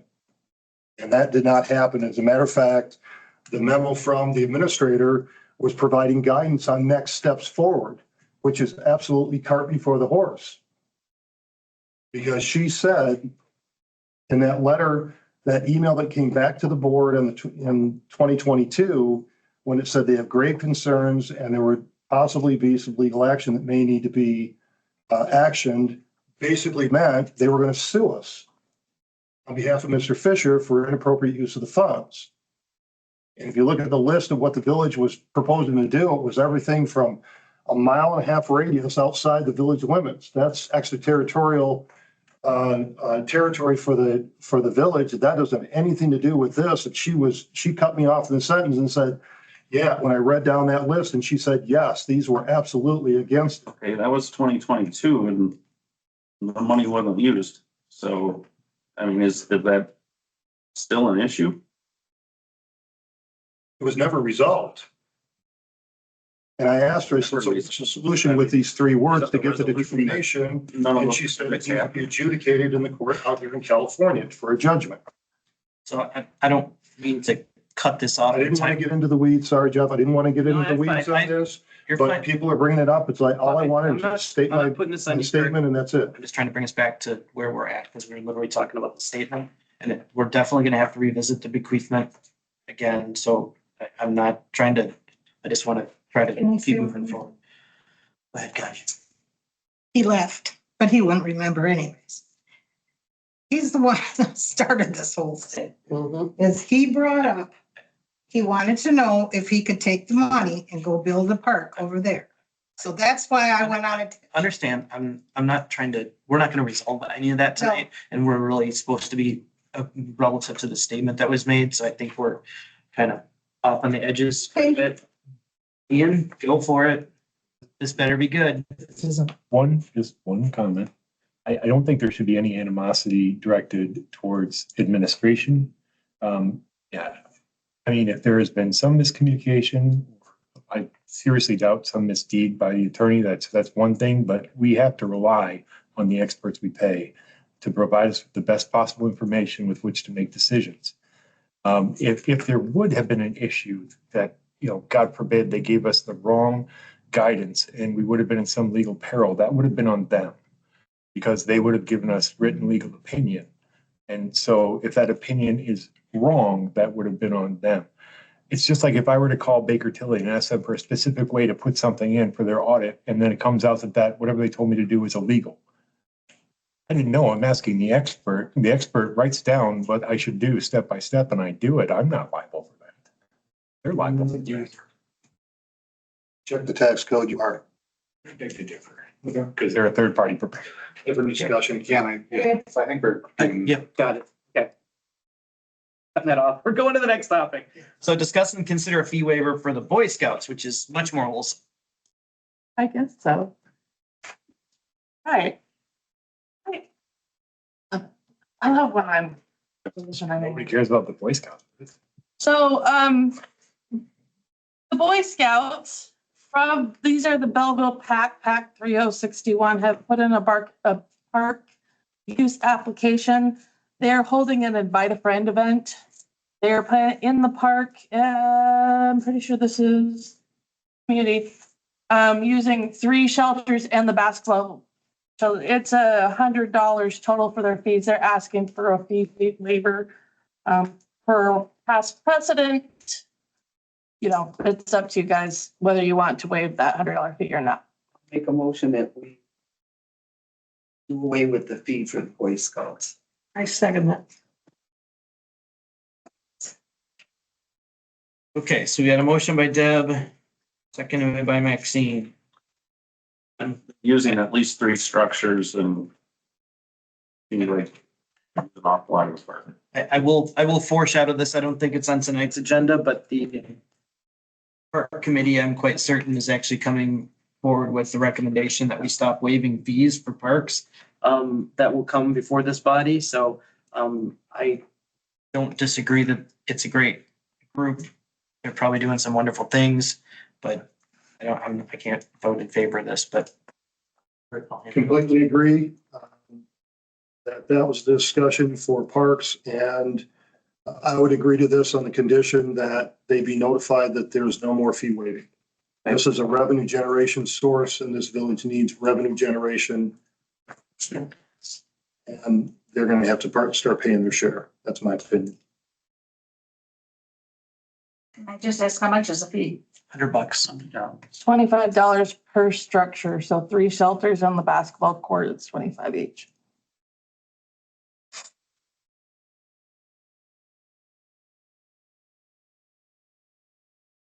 Any other discussion?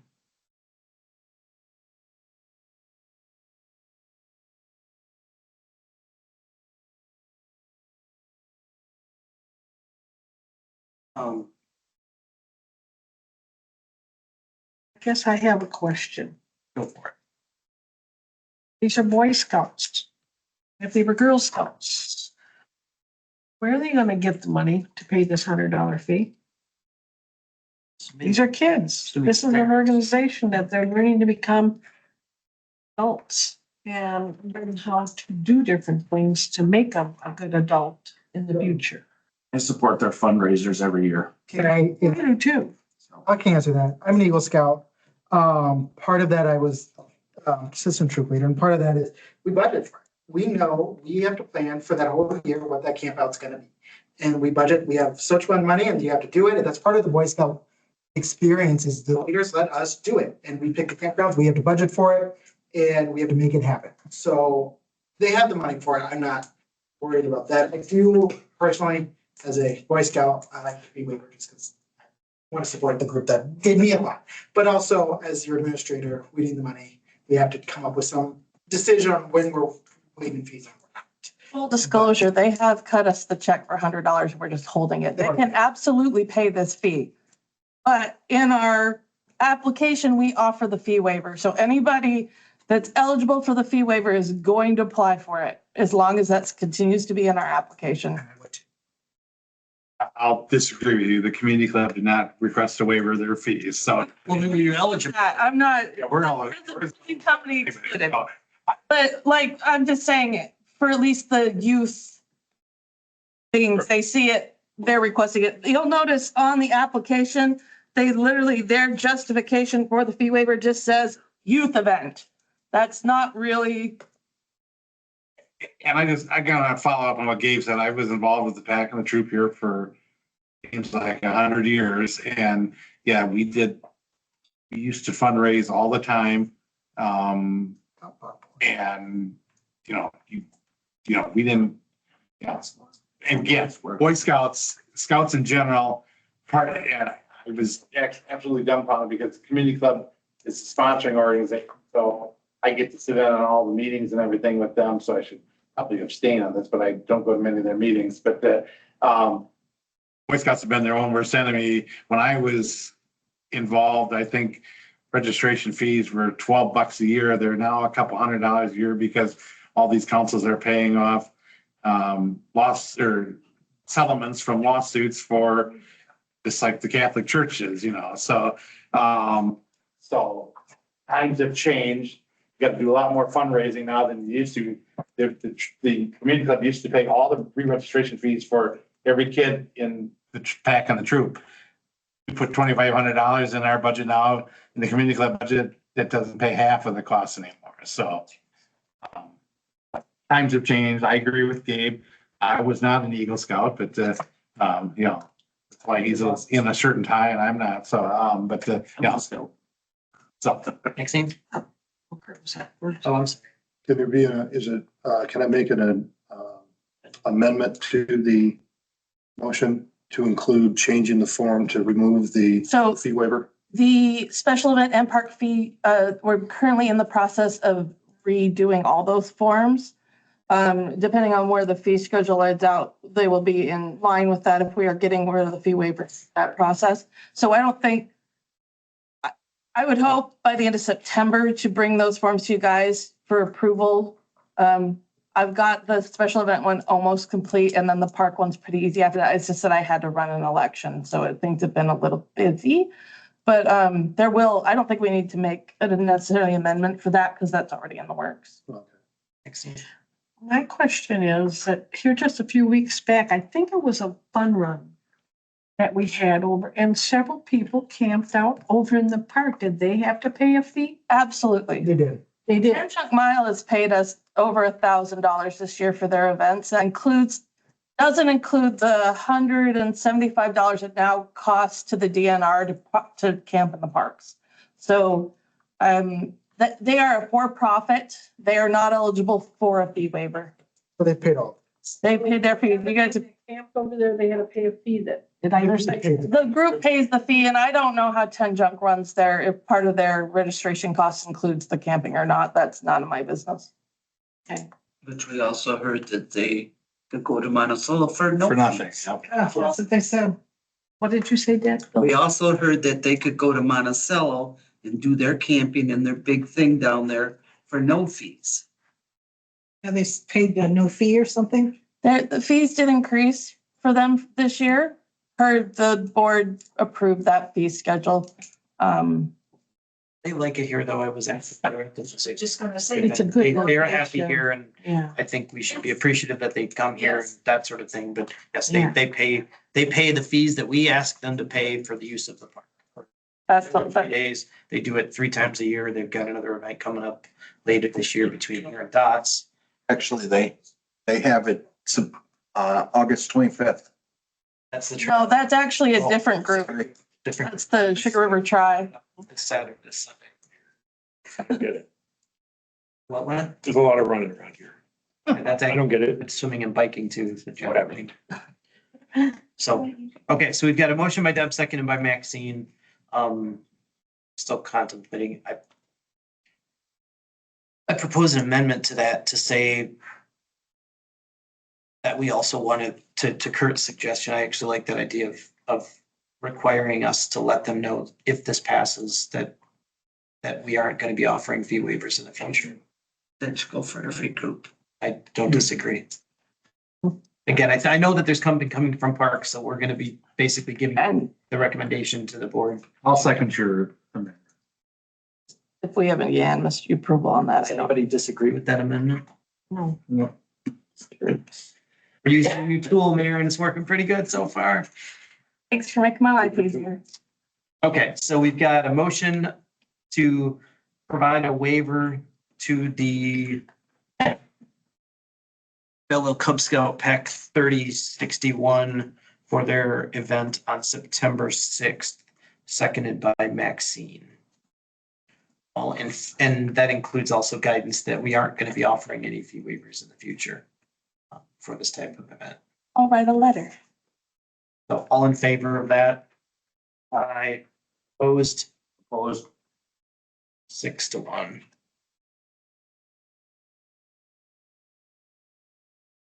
It made me break, Mike. I was gonna vote against it too, but. I didn't vote because Oh, you to me, that was a double negative there. The motion, because the motion was to waive the fee. But we're gonna then- tell them we're not gonna waive the fee in the But we're not future. gonna waive which I agree with that, Okay. but I don't, never mind. Okay, I'll so just- Voting is like So- voting. so- against them. So 5-1 with one abstention. I didn't realize, so. Okay. Next, consider or discuss and consider liquor license approval for Family Dollar. Okay, sorry, give me just a second, doing three things at once, and I want to make sure I review this correctly. So liquor license advisory, met earlier this evening, like a lifetime ago. And, for consideration of, the Family Dollar and also Johnny O's, the recommendation from license advisory. So the issue we're having with, Family Dollar, is mostly the fact that their turnover on employees is high and their ability to have employees that hold the operator's license required to sell liquor their ability to do that is low because their turnover is high. So I don't know how many employees even have an operator's license there at the moment. I don't even think their manager does.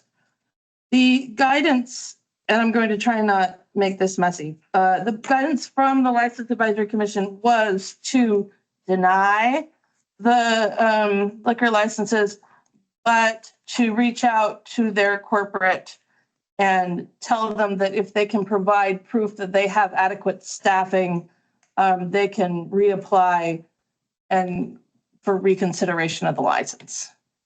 I hope That's accurate. I think the only other thing is that they have cable. Yeah, they also have there is a other small issue where their back exit door has been cable tied shut, which is the building inspector had an issue with. So that's also included in here too. I think the operator's license is a bigger. You also didn't have response from them.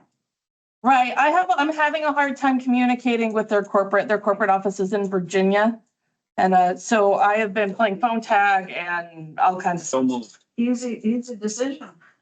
Don't they currently have beer and wine? They do not. Family Dollar has not had an active liquor license since July 1st.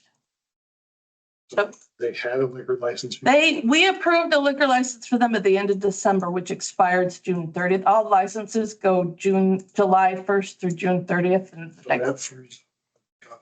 no, this is class A. Yeah, these are not. No. Sorry, it's what's that? We're pulling the beer and wine. At this point, we're just not. We're not granting them the license currently. They don't have a license currently. The recommendation from license advisory is to continue to deny them until they can provide adequate proof that they're going to have staffing that holds if you're selling liquor without an operator's license or in view of somebody that holds an operator's license, that's a serious issue that, for everybody. So. Is it up to us to exhaust our resources for you to keep contacting them? I mean, like I said, I played some phone tag with them about a month ago. I don't have any problem trying to call them once or, and try and get a hold of them just to let them know what happened. But I tried to email them today. It bounced back at me 3 times. So I'm not certainly going to do much more than. Yeah, the IT department on their way that'll help you with the bounce back. Yeah, I'm looking forward to that. I think I mean, in the letter. Well, that's what that. Well, yeah, that would be the next stop. And I'd like to get a hold of them like on the phone. And if I can't, then we'll be sending them a letter of notice of the denial with. I mean, assuming that you guys vote to deny it, making that assumption, they paid the application fee to ride the ride. The ride's gonna be over. So they're gonna have to pay another application fee to reapply if they want to ride the ride again. So that application fee should take care of the time. I also, part of the reason why, because I was the one that made the motion to take the extra steps, and I'm sensitive to the fact that Family Dollar is a business in this community, and as much as I appreciate Marin's time, I think it isn't inappropriate for us to take the extra step to say, because it's local issues that are causing a lot to be compliant. To be honest, you would have to notify them anyway, so there's not really an extra step there. I have talked with their manager, and so did Chris, and I feel like Chance, and their current manager doesn't want to even sell liquor. Which is very well part of the reason why I wanted to go to corporate, because they've been engaged. They're the ones, as you mentioned, they're the ones that did all the So yes, there definitely would be, no matter what you decide, there will be notification to corporate. So I'll make a motion that we go with the recommendation from the License Advisory Committee regarding this. Just to deny it. To deny it and write a letter with the reasons why. Second, Do you know that you don't have it in the store? yeah, I've been in there. They don't have it. Class A liquor includes wine, Class A liquor includes your hard liquors and your wines, your seltzers, anything that isn't fermented. Class A beer, then all your fermented. I thought that's all they had. I didn't think they had the capability. To be honest, I don't. Have any alcohol in there at all? I thought it was just beer and wine. Well, I don't know what they sell. I don't drink at all. So I have never actually looked to see Yeah. what a Family Dollar. $50 here for the licenses requested. Class A beer and Class A liquor.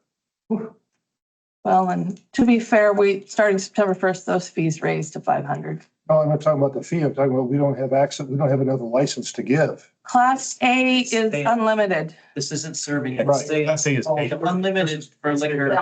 Think of Class A, and I could go through a whole thing, but I won't. Oh. Class A is takeaway. Just think takeaway, away, away, and I'm done with that. Ready to sit in.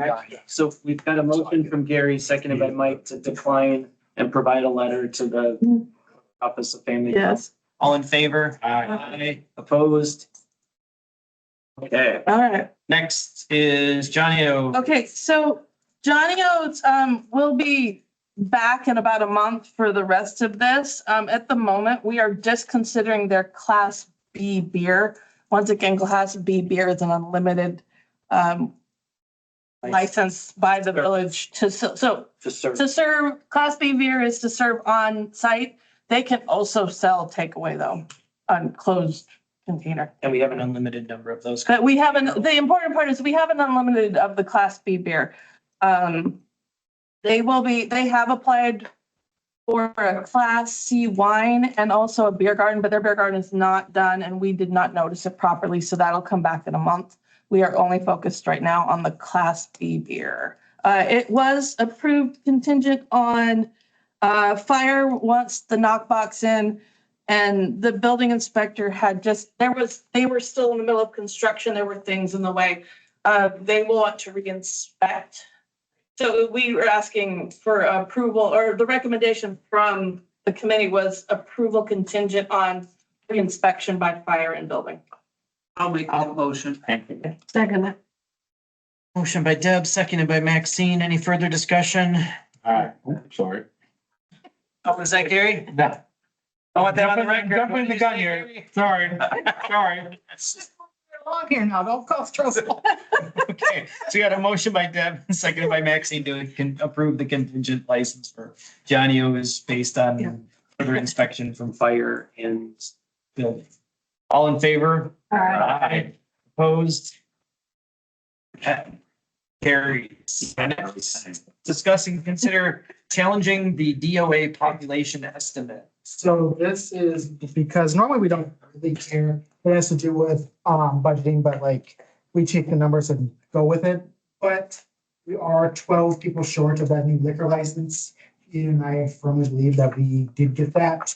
And it would save us a lot of time and energy for us to be able to just have the number be able to be there. Johnny O's paid us $10,000 to get that new liquor license. And good to go. So I cannot challenge the DOA unless you give me permission to challenge them.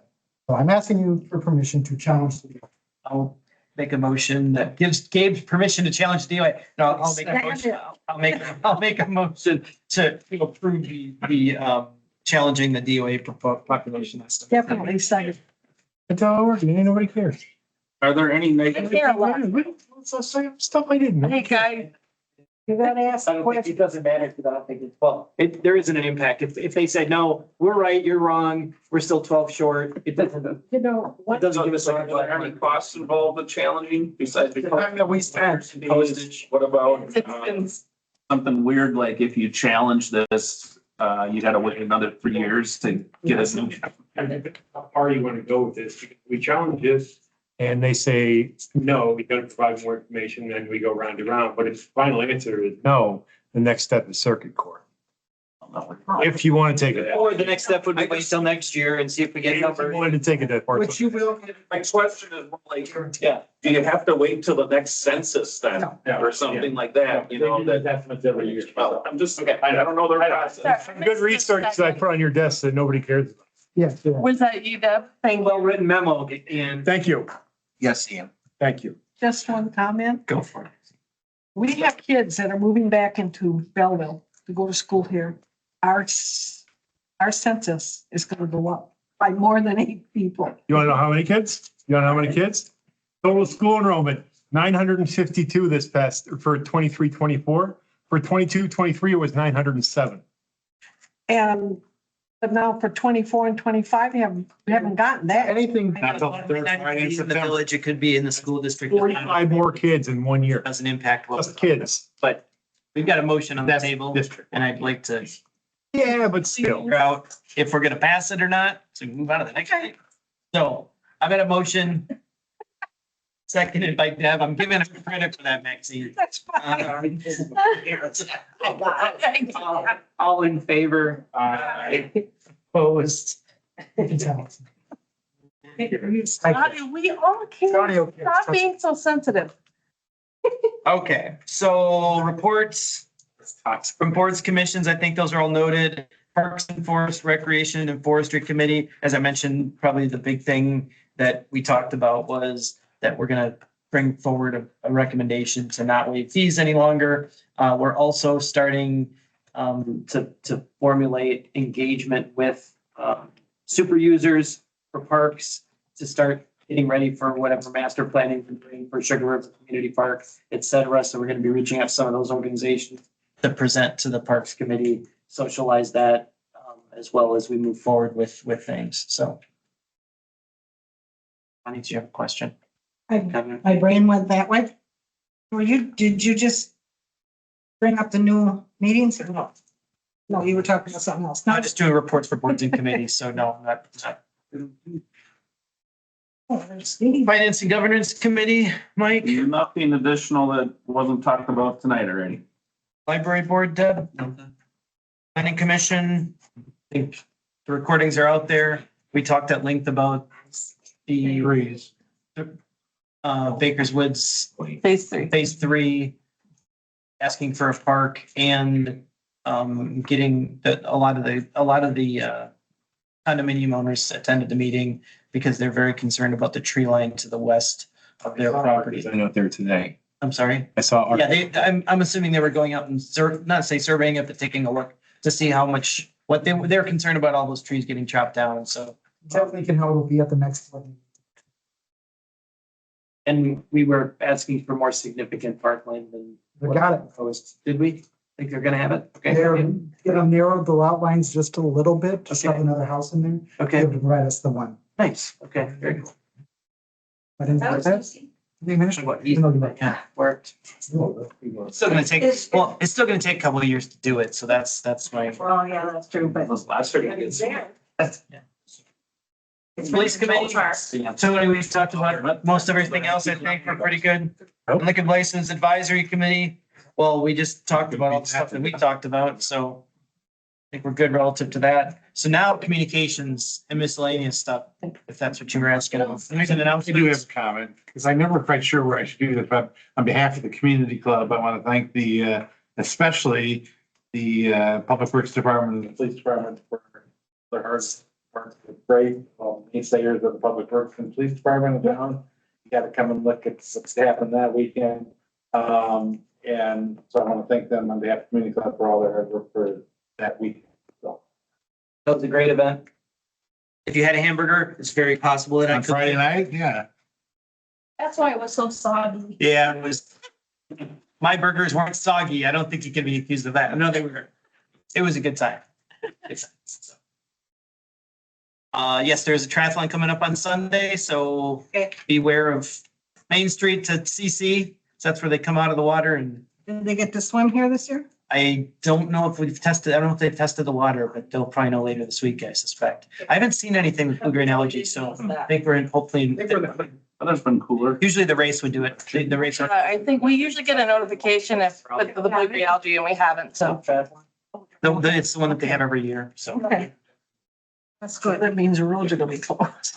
Just from the park out to CC and then they go to the town south, do a loop out there and come back on Sunday morning, so. And speaking of, if you gotta go out on Highway W, it's closed between CC and 92 all week because they're replacing culverts. So if anybody's gotta Nice. get out there. No, you'll be okay. If you go down 92, it's from 92 to CC, it's closed. So you're fine. Upcoming community events we talked about, future agenda items.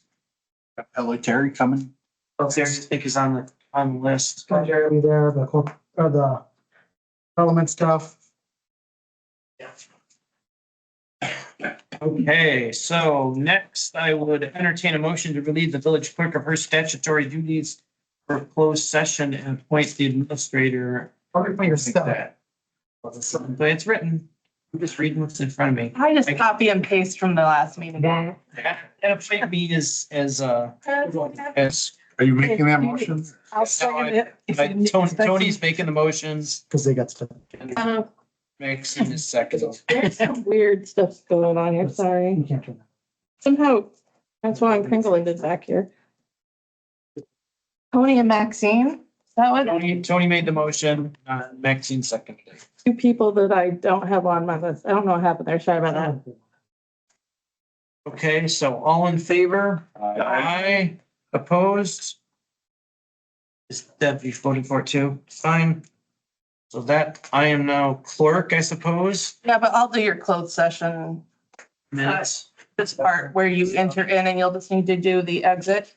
Okay. And then if you want to reinstate me when you come back out, that's fine. Okay. Okay. So. So closed session, so the Village of Belleville Village Board will enter into a closed session pursuant to Wisconsin State Statute 19.85 subsection 1 subsection C, considering employment, promotion, compensation, or performance evaluation data of any public employee over which the governmental body has jurisdiction, exercises responsibility. The village board may reconvene into open session and take action on the subject matter discussed in closed session. This is regarding discuss and consider village administrator performance evaluation and contract negotiation. I'll make that motion. Second it. Motion by Tony, seconded by Maxine, and we have to do a roll call. I'll vote yes. Bannon, Yeah. Campbell, Yes. Casmar, Yes. Ward, Yes. Ziegler, Yes. Service, Yes. Larson. Yes. Right, you were in closed session. At 9:38. There.